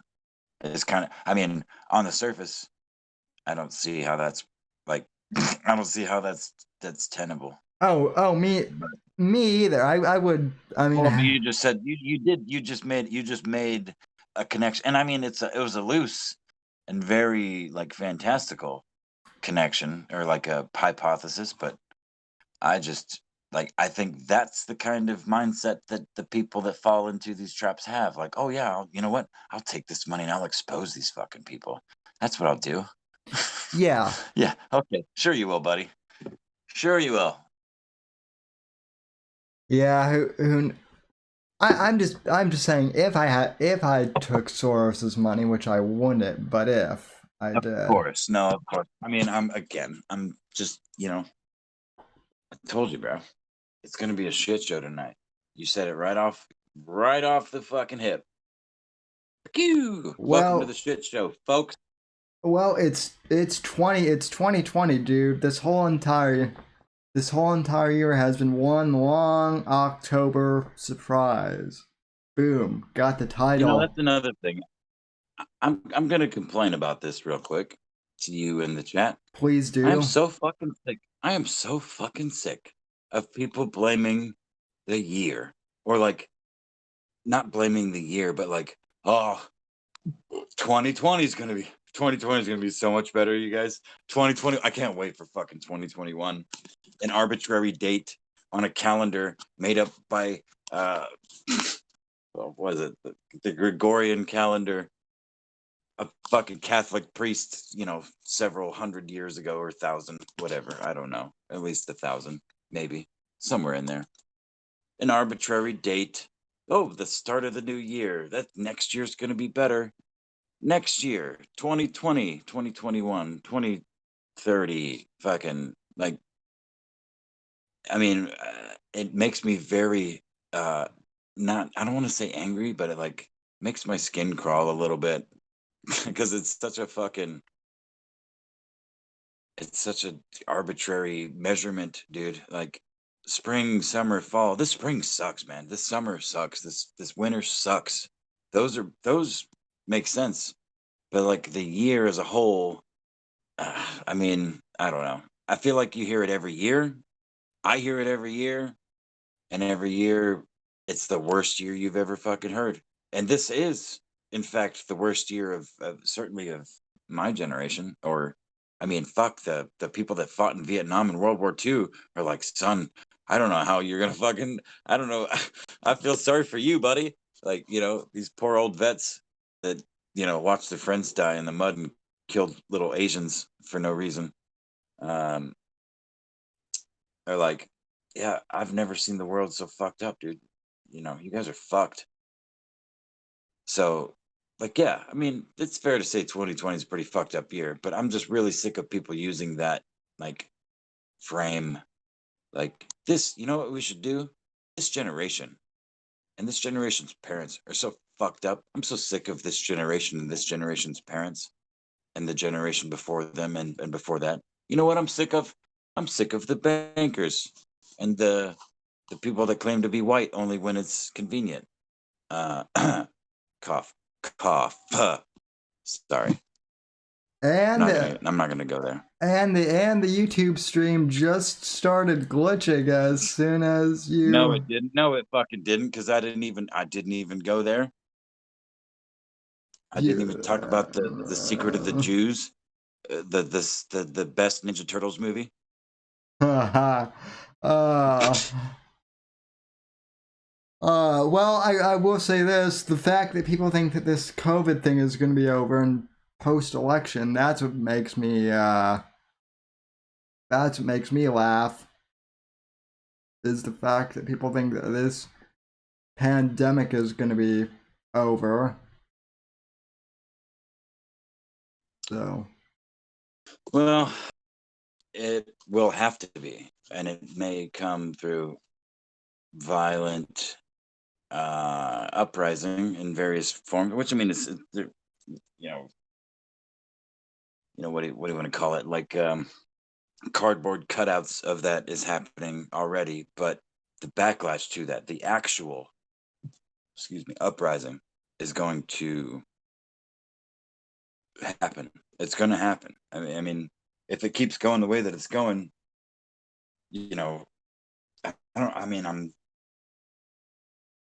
not a sage. I have no fucking idea what the future holds, man. But it does freak me out how polarized people are. Smart people that are like, no, no, no, fuck the left, fuck the left. I will fucking murder you if you step on my property. Like, wait a minute, what does that mean? What does left mean? What does left mean? Well, if you fucking smoke weed, I'm gonna fucking kill you on sight. Oh, well, okay. Well, I'm dead, even though I believe almost everything you believe, other than I can put in my body what I feel like I should be able to put into my body, which is kind of a leftist, traditionally leftist ideal. Let people do what they want to their own bodies, as long as they're not hurting anybody else. You know what I mean? you know what else? So, You know what else used to be a kind of a liberal idea? Free speech, and now it's not. no, that's true, and I think that's another weird thing. It's like the pendulum is like at the we'll say the apex of swinging back, in the other direction in varying degrees, because there was always talk of the swap. It's been touted for a long time about how, yeah, Democrats used to, yeah, of course the Democrats were the founding KKK and Jim Crow and all of the most racist shit that this country's ever endured. But the parties swapped ideals along the way. And right now, in 2020, that argument actually makes sense. Like, there's some merit in my mind to that argument, because I feel like we have been watching exactly that happen the other direction. Things like free speech and sovereignty and private property, and like, people should be able to say whatever they want and think whatever they want and believe whatever the fuck they want, as long as they're not hurting anybody. No, no, no, no. You can't think this. You can't say that. You can't be this fucking skin color unless you get on your motherfucking knees and apologize for it, because reasons, you know what I mean? So because we're in the middle of it, everyone is so fucking confused. Not everyone, but so many people are so confused, because, like, we've all grown up. Anybody my age, your age, even the kids, well, maybe not, depending on their age, of course. I mean, I definitely grew up the Republican Party in the Satanic Panic, trying to ban music, ban Slayer, fucking ban Metallica, and shit like that. Like, no, it was the conservatives and the Republicans that did that shit. Well, the liberals were like, no, no, no. You should be able to listen to whatever you want. We should be able to teach these kids. That starts in the home, and literally that is the opposite now. But again, I think it's in a form of indoctrination, I guess, or brainwashing, or all of the above. But it's frustrating, and it's really funny. Listen, it's really funny most of the time, but too many people that I care about care about future, like I care about their future, like are in this, like, on this wavelength that, like, I don't know how to bring them out of. And I at this point, I don't really try anymore, which leads to separation of communication in general, because then all they want to talk about, because they're so fucking wound up in their current mindset, in this current atmosphere, they're fighting against this, what I perceive as a shift of ideals from party to party Oh, super back to where chat. they were. Oh, go ahead. Okay. Kevin donated $5. Let me replay that. I missed it. Oh, no message. Just thanks. Oh, yeah. Thank you, Kevin. That's awesome. Thanks, Kevin. Holy fuck! He just tipped another $5. No, that was me replaying. I think that was me replaying that. So. Oh man, I got excited. I'm like, Kevin's fucking rolling. No. But I still though, Kevin, I appreciate that. And Storm Wrenches is right. The swap. I mean, the swap never really happened. I mean, the Dems did start the KKK, and yeah, but that's the perception, and it does. I mean, again, for my generation, I can see that painting, or at least the frame of it now, as what I could perceive the pendulum swinging back the other way. What it could be, and what I would imagine Storm of Wrenches is highlighting here, is that not only did the pendulum, the ideas never switched, but now the mask is fucking falling, not just falling off, but it is evaporating off of the Democrat. They've tried to take all the things that the Republican Party did right and subvert them through various means over the last couple hundred years, and now that's falling apart. And I mean, again, this is just a hypothesis. I'm just speculating as to what Storm Wrench. But okay. Oh man, there's too many things happening around me. Hold on. Talk, Sam. Sorry. Well, we'll continue to play this Project Veritas video while Apex is handling the gray bees, the gray kitten babies, which I think is what's going on. Gray bees. That's exactly right. I watch your videos, Apex, so I know they're called gray bees. So, seriously though, Apex's cat videos are fucking adorable. Alright, so Rogan believes that the Minnesota ballots that O'Keefe exposed are fake, and so let's continue on. Which says that it's a felony, a federal felony, to pay someone in exchange for their future ballot. They didn't include that information, and then we sit around waiting for the media to do something about it. Well, guess what, Joe Rogan? We are the media, not them. We are the ones that they now have to respond to. And if we don't do the work, nobody will do the work. Because anybody who does the work is viciously and savagely attacked by people who buy ink by the barrel. And people want to drink out of that poisoned chalice. They want to be praised and liked by the New York Times, so they don't do this work. So it's up to us. So when you ask questions like... What is the general consensus? Like, how is the media treating this Ilhan Omar thing? When you ask questions like this, you are feeding into the very thing that you're ostensibly fighting. That's what you're doing. So don't ask those questions. Ask about the incontrovertible videotaped evidence that we have. If you want to say that it's fake or staged, then say that. Don't infer it or insinuate it. Go out and say it. Because I can tell you, I swear to God, and I'd swear under oath, that the footage that you see here is real. If that's not real, Right. and this turns out to be bullshit, there should be a punishment for that. Absolutely. So here's the thing.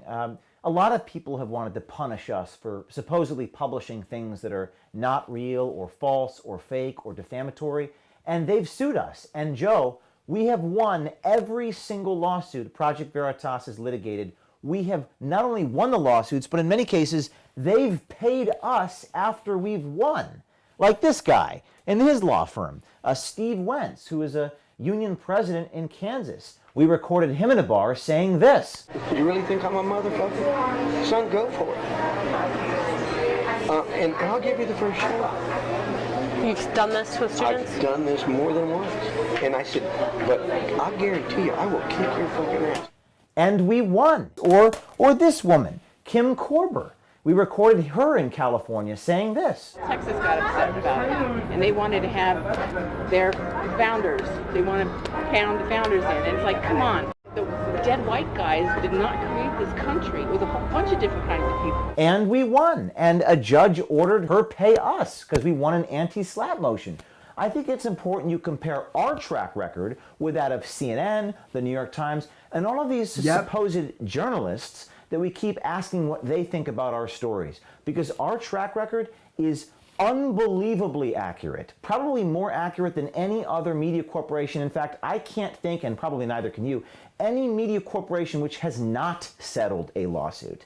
So why are we branded as the organization which is inaccurate or makes stuff up? I bet you can't name one thing in the last 8 or 9 years since our incorporation in April of 2011 that we've made up. Joe Rogan, name one thing that we have made up. But if it turns out to be true, there should be punishment as well. Well, I would certainly think that the incontrovertible video evidence of the guy with ballots all over his lap, which is a state crime, and the federal felony of the cash transaction on tape, that's probably has a more likelihood of being true than all the people saying it didn't happen. People will say a lot of things. They'll say whatever they need to say when they're caught on tape. Because I have intelligent friends that sent me the Omar thing, and they're like, this is very disturbing. I don't know if it's true. I mean, it was funny because he was tweeting out that she said something about how voter fraud is like the numbers of voter fraud are so minuscule, it's like 0.0006%. Yeah. And then he tweets out this stuff about her and voter fraud. Right. I was referring to when Ilhan Omar put out the tweet, and there you see it right there, that this is very, very infinitesimal. And I say, well, this tweet isn't going to age well. But when you expose the sacred cows, when you report on information that the director of the FBI says can't happen or doesn't happen, that the media apparatus says there's no evidence, and when you show evidence of something that the powers that be say does not happen, what do you think is going to happen? Do you think that I'm going to be unscathed? Do you think they're all going to say, thank you very much, we were wrong? People don't just roll over and give it to you. They attack. They lie about this. They say it can't happen. And in that regard, they're the conspiracy theorists, not me. Because when you can see the people's faces, like here, when you can see the people's faces doing the cash transaction, there's Siad. When you can see Liban's own Snapchat account, when you can see his face in all the ballots, that's actually reality. That actually happened.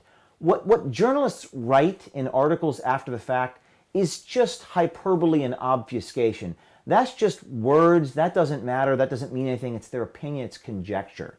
So again, rock beats scissors, videotape beats lies, and a builder can build faster than a destroyer can destroy. The one thing that, I mean, watching the video, just watching it, it's obviously highly edited.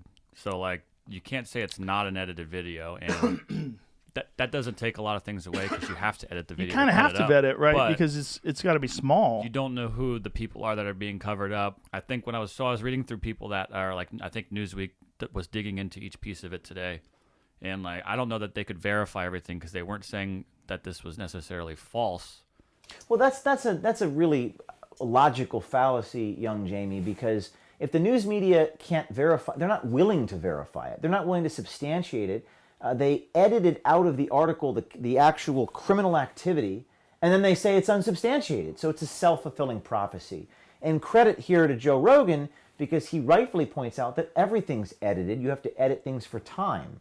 That you can't play all the raw information, nor would you want to, because oftentimes you have to protect your sources. This is the paragon of investigative reporting. The fact that journalists attack us for protecting our sources, when we actually show, you can hear the voices, sometimes we blur the faces, but you can hear the voices, you can hear the inflection and intonation in the voices. You can't hear the inflection and intonation in Bob Woodward's sources because he doesn't tell you who his sources are. Bob Woodward quotes someone quoting somebody else, and he puts those in quotation marks, and he calls that journalism. So if that can win a Pulitzer Prize, I don't understand why so-called editing, I don't understand why we're being attacked for the so-called editing. But why would, if someone was doing something that illegal, why would they be like, who are you, strange man with camera? Come. Baby Dick Jamie, love it, Apex. That cracked me up. Uh, um. So yeah, I mean, I don't think there's much need to play the rest of this clip, but yeah, I mean.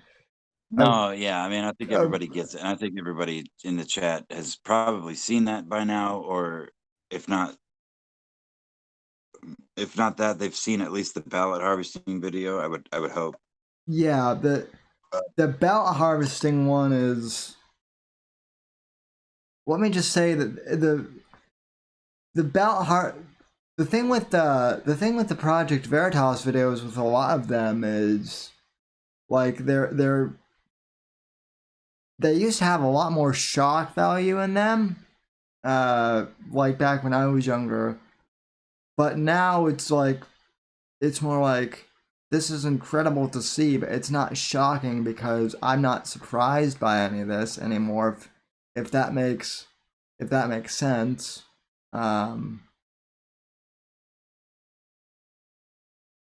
So Yeah, no, I said something in the chat about only having Twitter's the like only social media account I've ever had, other than like MySpace and then my YouTube, and then something else. And Sasha was like, "Yeah, and that Instagram that you fucking abandoned."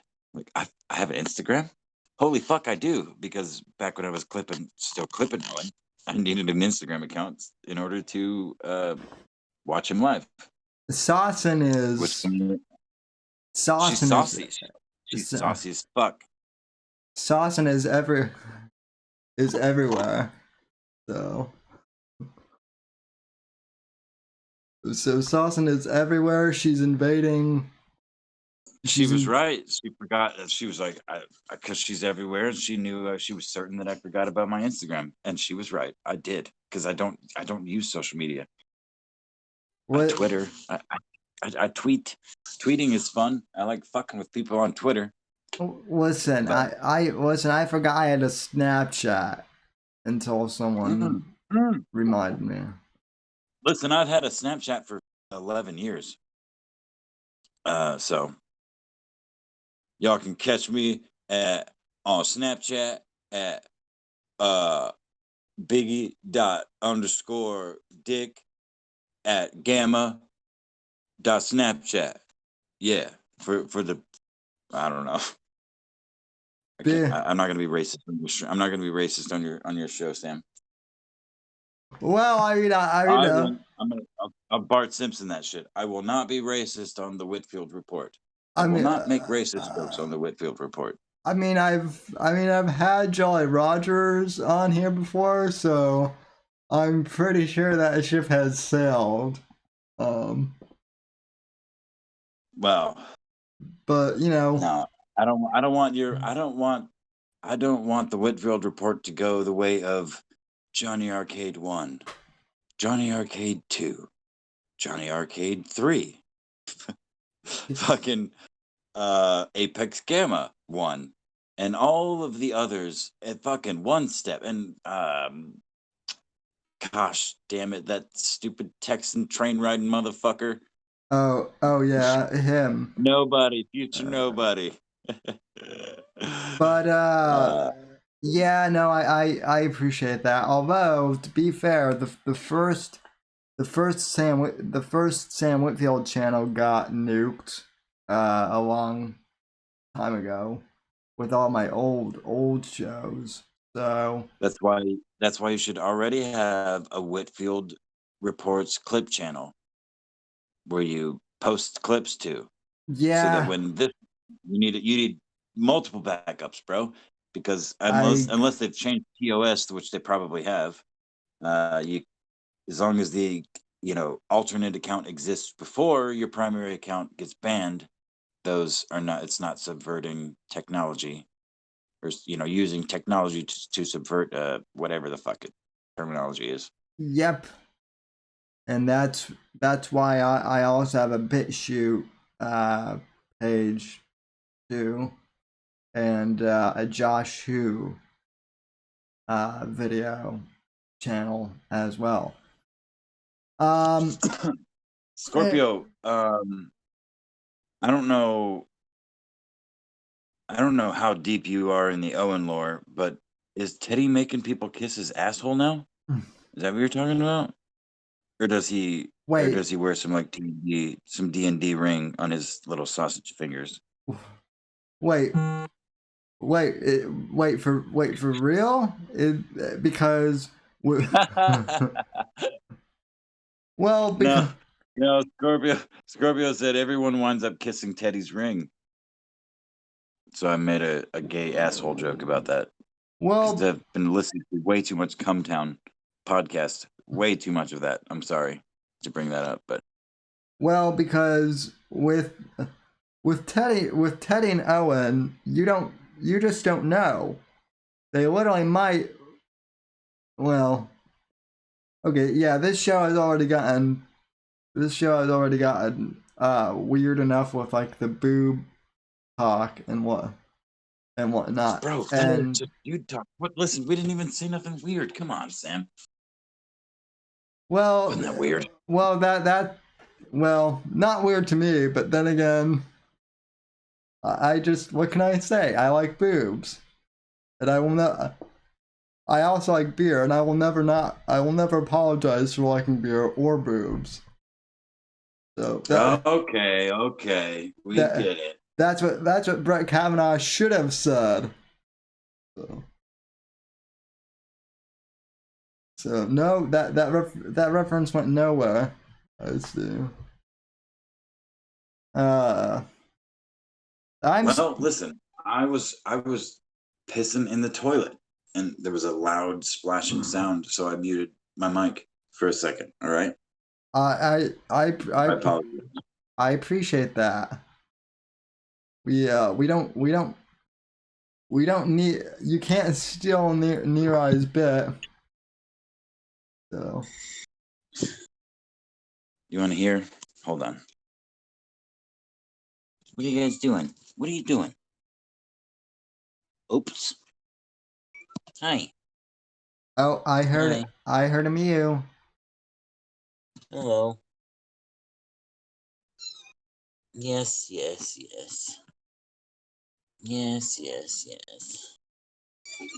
They're little spider monkeys, dude. Yeah. Okay. All right. Sorry, not to derail. Not derailing with kittens. But yeah. Other stuff. Say other things. And boobs to the 13th words, and beer, they will never take them from us. I don't know what 1480 boobs. 14 boobs should be the stream. No, Storm and Wrench, that's not true, because one of the first times I ever was on Sam's stream, I was at my old house, and I walked out around the corner, and I was taking a piss as I was talking, and someone in the chat was like, "Who's fucking pissing?" 2 people, in fact, were like, "Who's fucking pissing?" I'm like, "Holy shit, you guys could hear that?"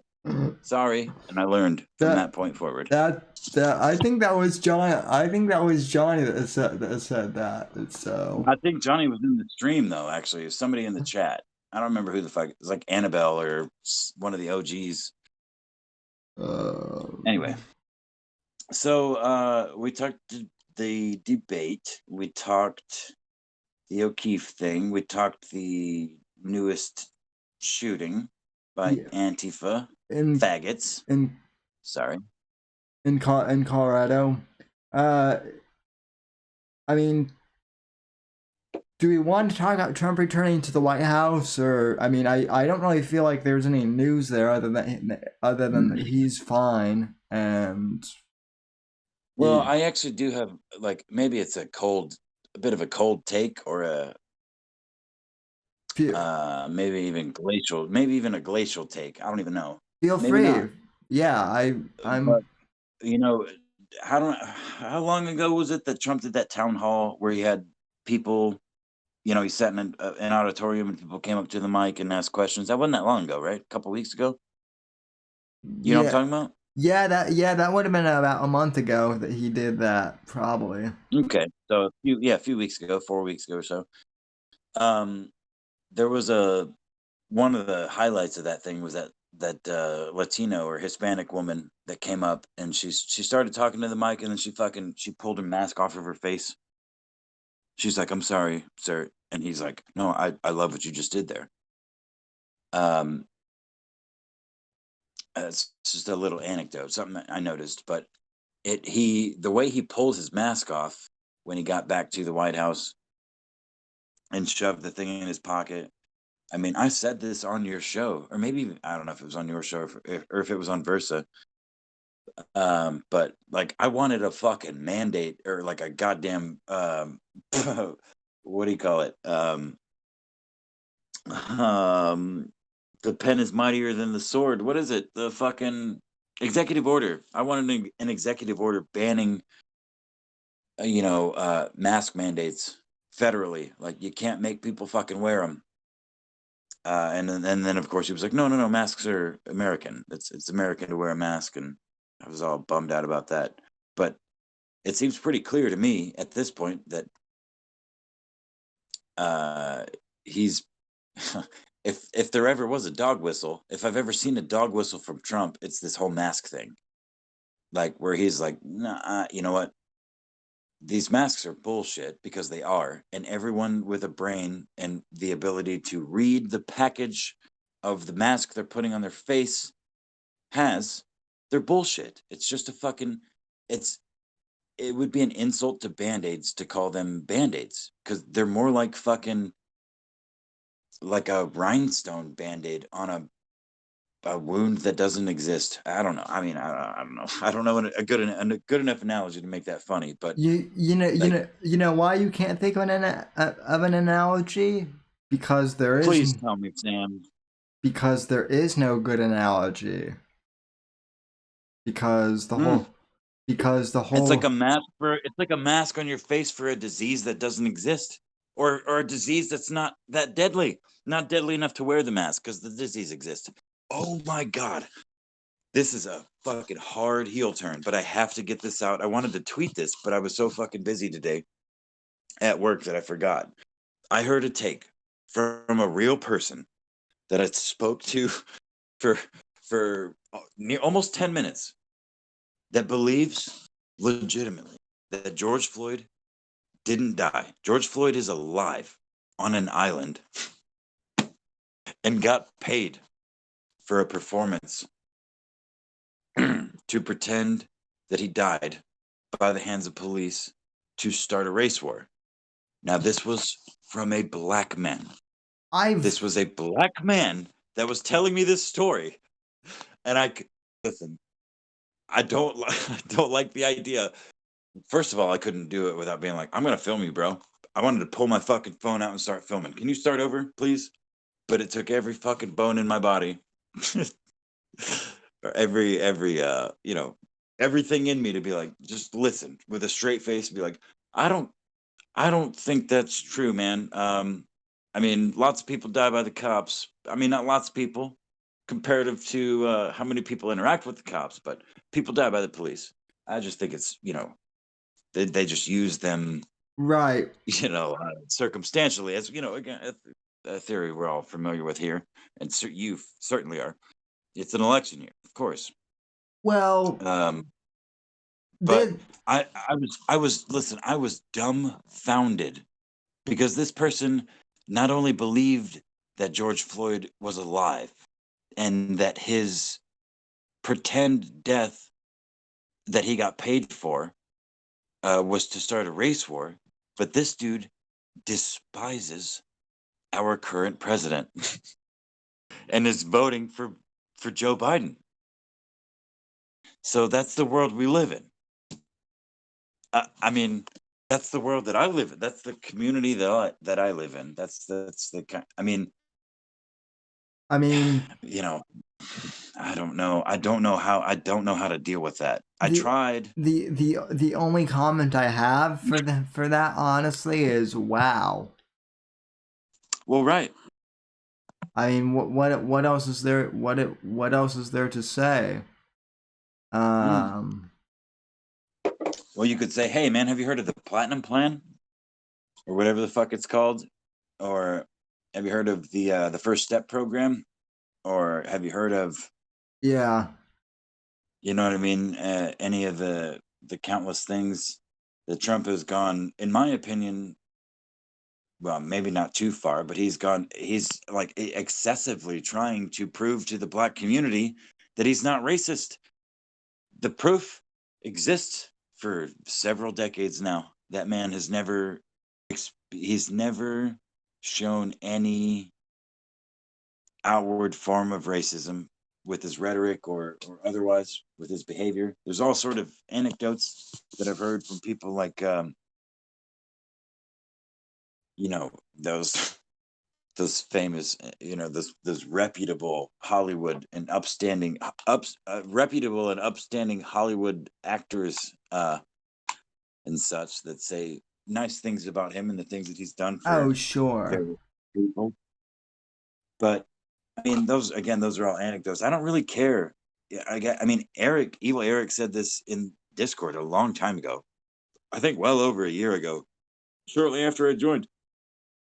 And certainly he's not the first person to say it, but he was the first person I saw put it into the words that they were. And it was effectively, that I don't care.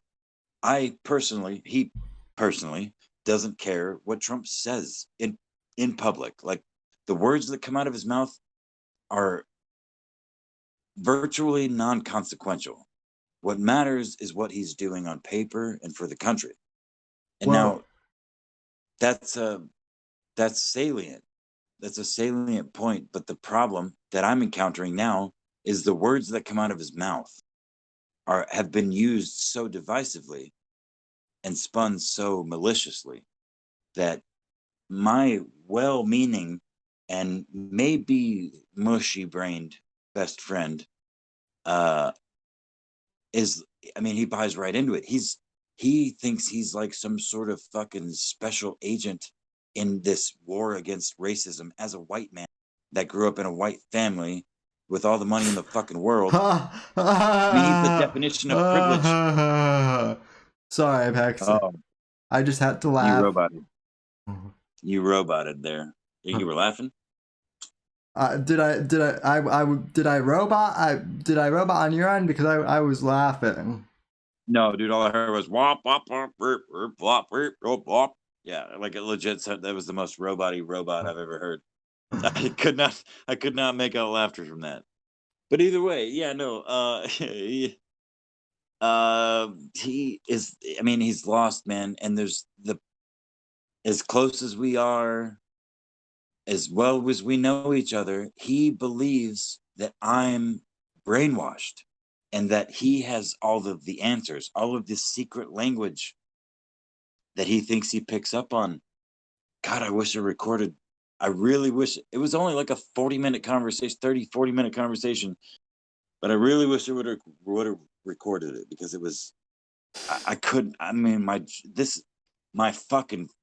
we have done some terrible shit together. Some very less than honorable things as youths, him and I, and my jaw was on the floor at the things coming out of his mouth. The things he was like advocating, and my rebuttals. Okay, so he used examples like, okay, man, you remember in school when we you could get like the shitty little fucking peanut butter sandwich and a little bitty bag of chips for free, or you could pay and you could get fucking, the hot pizza, or you could blah, blah, blah, blah, blah. Like, okay. And like, yes, I remember that. What's your point? Well, what if like it's, I guess my jaw was on the floor because it was the most stereotypical and like cookie cutter arguments you've ever heard. Like, well, what if, man, like those kids that had to eat those peanut butter sandwiches didn't have to eat those peanut butter sandwiches? What if they could eat, you know, like the warm pizza like everybody else does? Like, well, first of all, who pays? Why do you think those kids get to eat those peanut butter sandwiches in the first place? Not because the school pays for it, because your taxes pay for it. I mean, and I'm not gonna sit here and defend taxes, which is another divide that we come across, because he's like, how can you sit here and be a fucking you know, a 30-year fucking criminal / drug addict, not 30, 20-year criminal / drug addict, going counter to the law in almost every step of your life, and try to now defend the legal system to me. And I find it, that's where I have a difficult time doing that. I'm not going to lie to you. But there's so much more nuance than people in life. There's so much more nuance to all of this than people give it any credit, especially on the internet. They're looking at all this evidence and testimony and tweets from these people and clips from that person. They're not there. They don't know the people involved. They don't know what the fuck's happening. You know, I posted a clip of a black man whose 2 sons were caught stealing from somewhere. I don't know where. It was like a 30-second clip, 25-second clip or something. But the context was sons caught stealing and father beats them in public. And he fucking grabs the biggest one by his fucking wrist and picks him up and starts fucking whacking him with the belt. I told you, boy. I don't remember all the things he's saying. I told you, boy. I fucking told you. The kid's trying to run away, stand still. Kid drops to the floor, whacking him with the belt. I mean, it looks excessive. I'm not gonna lie to you. He goes over to the little kid and he's like, all right, now it's your fucking turn. Picks him up, fucking starts fucking beating him with the belt.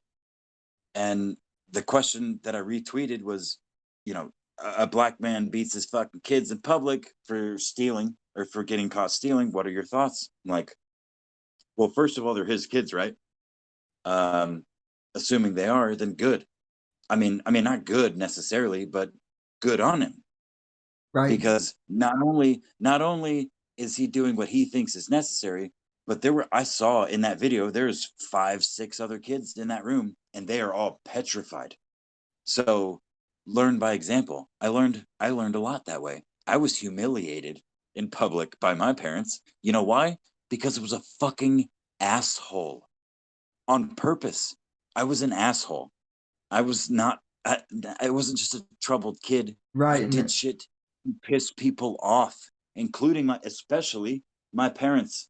So fuck you. You don't know from this 25. I mean, there was a lot of, that's fucking child abuse. That's illegal. They can't do that. No, I mean, I don't know the context, but given what it was and the information I was given, I'm fine with it. I would like to see more of it, quite frankly. Listen, I got spanked as a kid every once in a while.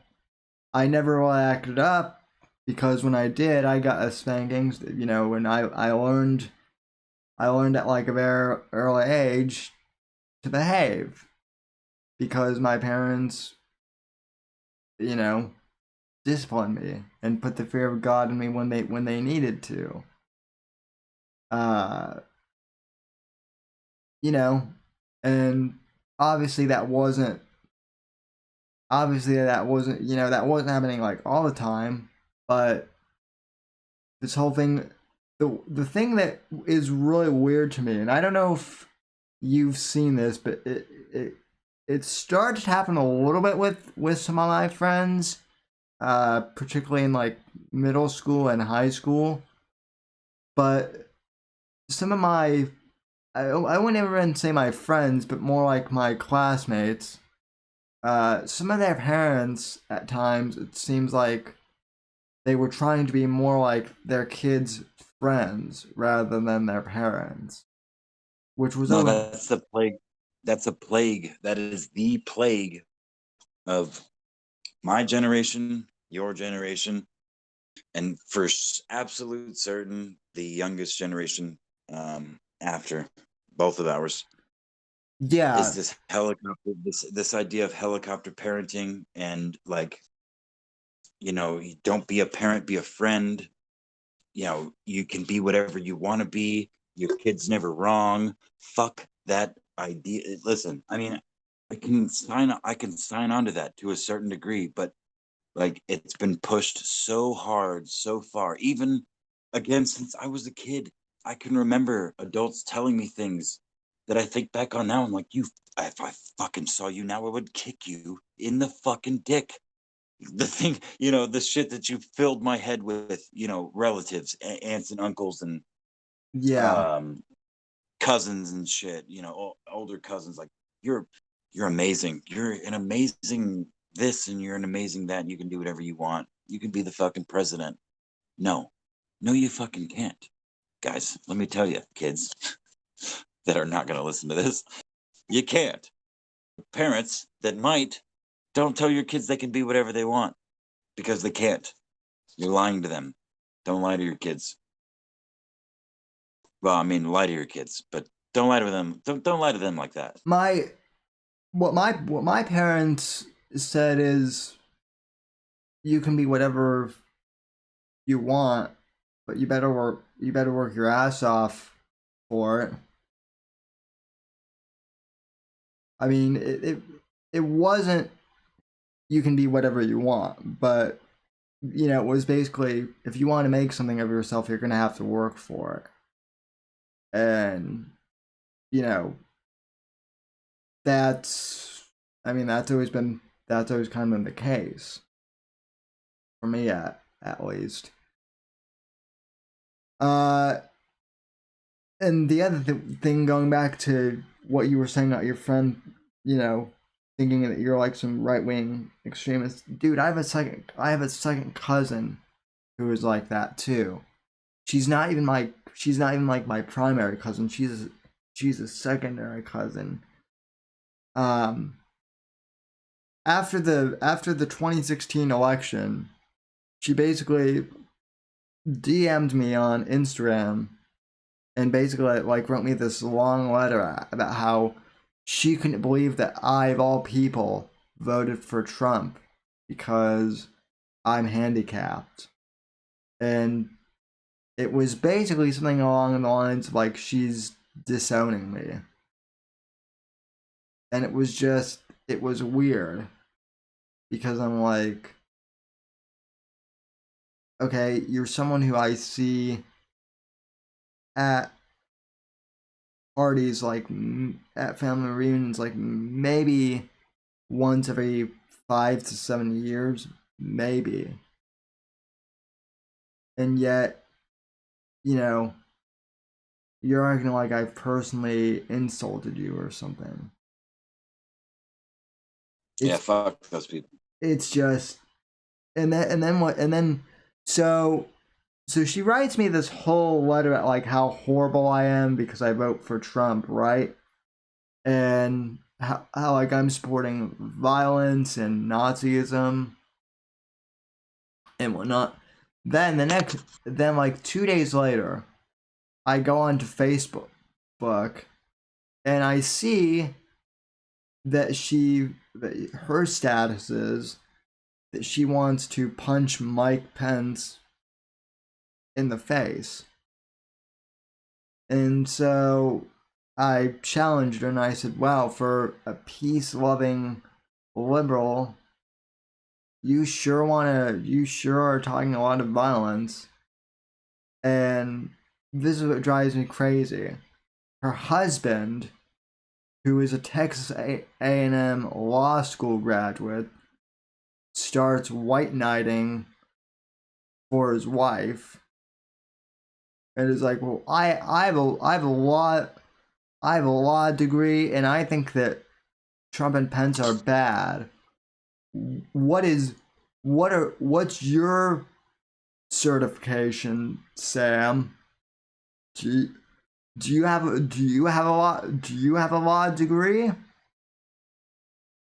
And it's like, no, but I don't need a law degree. to know that what you and my second cousin here are both spouting is nonsense. And I mean, I don't know, that's another thing that bugs me is when people with these fancy degrees start babbling for no reason, because it's like your degree. I will agree with Owen on this, and I hate to give him credit on anything, but these days most college degrees don't mean shit. They really don't. No, I would agree with that. Oh yeah, lawyer boy is a simp, and the thing of it is, you Scorpio, he was simping for his own. You don't need to simp for your wife. You're married to her. But also, as someone who's practicing law, you wouldn't want your wife to. I wouldn't think you would want your own wife punching the vice president of the United States, or advocating for, if you're a lawyer. Just saying. But yeah, so I mean, Apex, I also have experience with annoying liberal friends and family members. So. Well, I find it less annoying anymore as I do concerning. Because, as I've mentioned before, these are people that I respect their opinions mostly, or I have up to this point. And maybe, maybe I'm just overthinking. Maybe I've just been so fucking sheltered in my own head that I've ignored signs that have been there all along, which is probably more the case. Because difficult times bring out the chaff, it's separated from the wheat kind of thing. The thing of it is you're retarded. No, the thing of it is your friend, though. I will say this: you at least seem to, you and your friend have like a very deep personal relationship. I'm talking about a cousin who up until after the election didn't speak to me, most of the time. And yet she's acting like I insulted her, personally, some way. Well, that's why you got to take the higher ground, Sammy. You got to use all of your experience and all of your knowledge, both of the atmosphere and the facts, and that person challenging you, to try and bring them to the light. It's just like the idea of converting people to Christianity. The old missionary ideal. Yeah, let's go fucking stick our foot down in places where people believe things that aren't what we believe, and try to teach them the gospel of Jesus, because that's the way that they're going to get into heaven. They may believe that, and they may be wrong. I don't think they are. Just like I don't think the messages you stand by are wrong, or the messages I stand by, generally speaking, broadly speaking, are wrong. I mean, listen, I'm fucking retarded. So certainly a lot of the things I stand by are not, true for most people. But go ahead. The thing of it is, I wasn't even trying to start an argument. I was just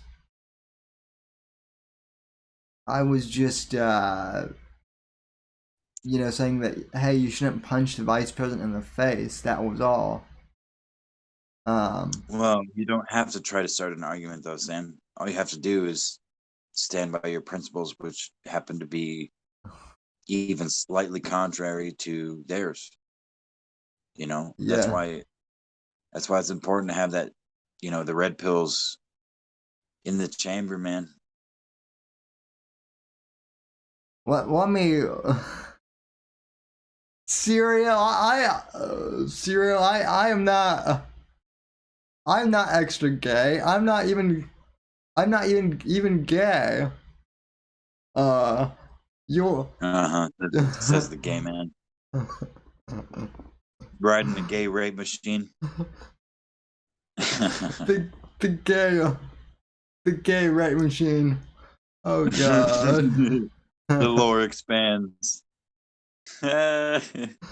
Oh, Sammy. Listen, Sammy, I gotta work really early. And last week actually, well, I'm not gonna go too far into detail, but for the first time ever, I was very, very late to work opening my store.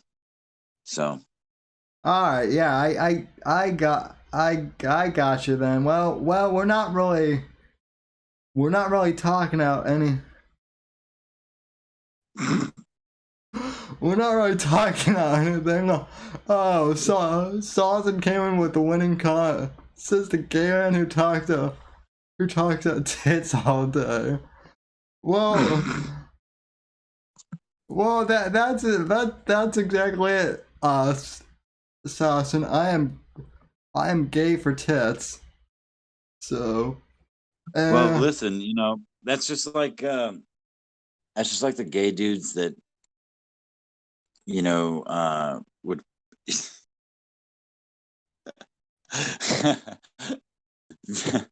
I don't know, man. I was gonna make a good joke, like you're just pretending you like boobs so much to shield your homosexuality because you're ashamed of it. You only pretend to like boobs outwardly so much because you really like wiener and not boobs, the opposite of boobs. Okay, Owen. Oh, and that's our show, folks. Good night, everybody. Sam's gay and he rides a gay wheelchair. Rape machine wheelchair. I'm just kidding. He likes boobs though too. I've said this before. I am only gay for Johnny Arcade. Meaning I'm very happy for Johnny Arcade. Although I don't know why I would be happy. But... Yeah, that's listen, Sammy, that is the most racist fucking thing you've ever said. Why would you be gay for Johnny Arcade and not for Gabe? Why not for Lissa? Why not for Zenit, for Neri, for the bastard child of the danger zone, your very own Apex Gamma? Why wouldn't you be gay for all of us if that's your definition? If you're gonna be happy, if gay is being happy for, you've just shown your bias, man. You might be a literal homosexual for Johnny Arcade, I think is what you just said. Well, I'm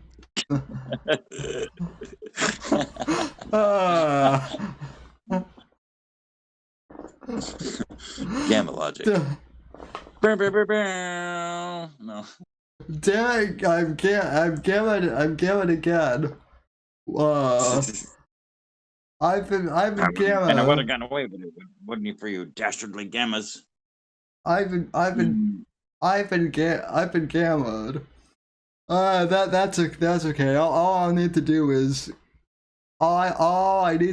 go watch 10 minutes of Owen and I'll be homophobic again. So what you have to understand is Owen is a faggot. That's all. Good night. Very, very good, Sean Connery. But nah, in all seriousness though, folks, I think we've covered a lot, actually. It's kind of been a slow news week, but anyway, I want to thank everyone for tuning in. Thanks to E Scorpio and Kevin for the donations. Thanks to Sawson for subscribing, even though that was 15 days ago, and thanks to Fat Cake Boy for manning the fort over at D Live, and thank you to Matthew for watching the Periscope stream and for sharing that out. And thanks to E Scorpio and all the mods for being the mod squad, even though that's the vast majority of the chat. But you know what? We love you, and thanks for watching. Wait. I have something to say. Yes, Sean. To the mod squad. To the mod squad. No, I'm not Sean. I don't know who the fuck Sean is. But to the mod squad, thank you for all of the things you do in Minecraft, including. Never mind. Good night, everybody. I was trying to say that you. I was gonna make a suicide joke in Minecraft, like killing myself in Minecraft, but I figured considering the day and like I didn't want it to be taken the wrong way. So no worries, guys. Probably a good. Much love, guys. Probably a good idea. Anyway, folks, even though I still just like to explain the joke anyway. Yeah, go ahead. Good night. Good night, everyone, and we will see you on the next episode of the Whitfield Report. Merch store opens tomorrow, so stay tuned. You have my word on that. Alright, good night, everyone, and thanks for watching the Whitfield Report. Go fuck yourself. Report show. And no, go fuck your wives. Really good. Go fuck yourselves. Hey, listen, go fuck your local Gamma. How about that?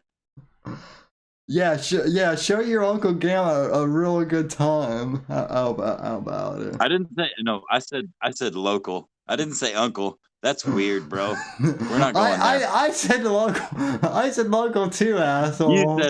You said uncle. You said uncle, and I heard it. We're good. Brew, please, brew. Anyway, good night, everybody. Good night. What a Gamma that guy is. Alright, folks, from all us here at NGC Studios, thank you for tuning in to the Whitfield Report, Saturday night shit show edition. And thank you for putting up with all our shenanigans. And oh god. I'm sorry, I thought I was muted.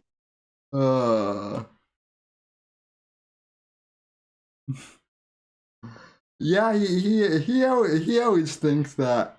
But anyway, God bless, God save this great nation, God, freedom, legacy, in that order.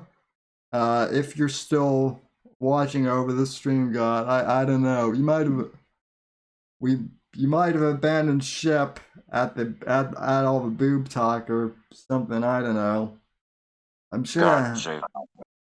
I'm sure that God save my penis, please. God save my penis. God save this country. You're all amazing.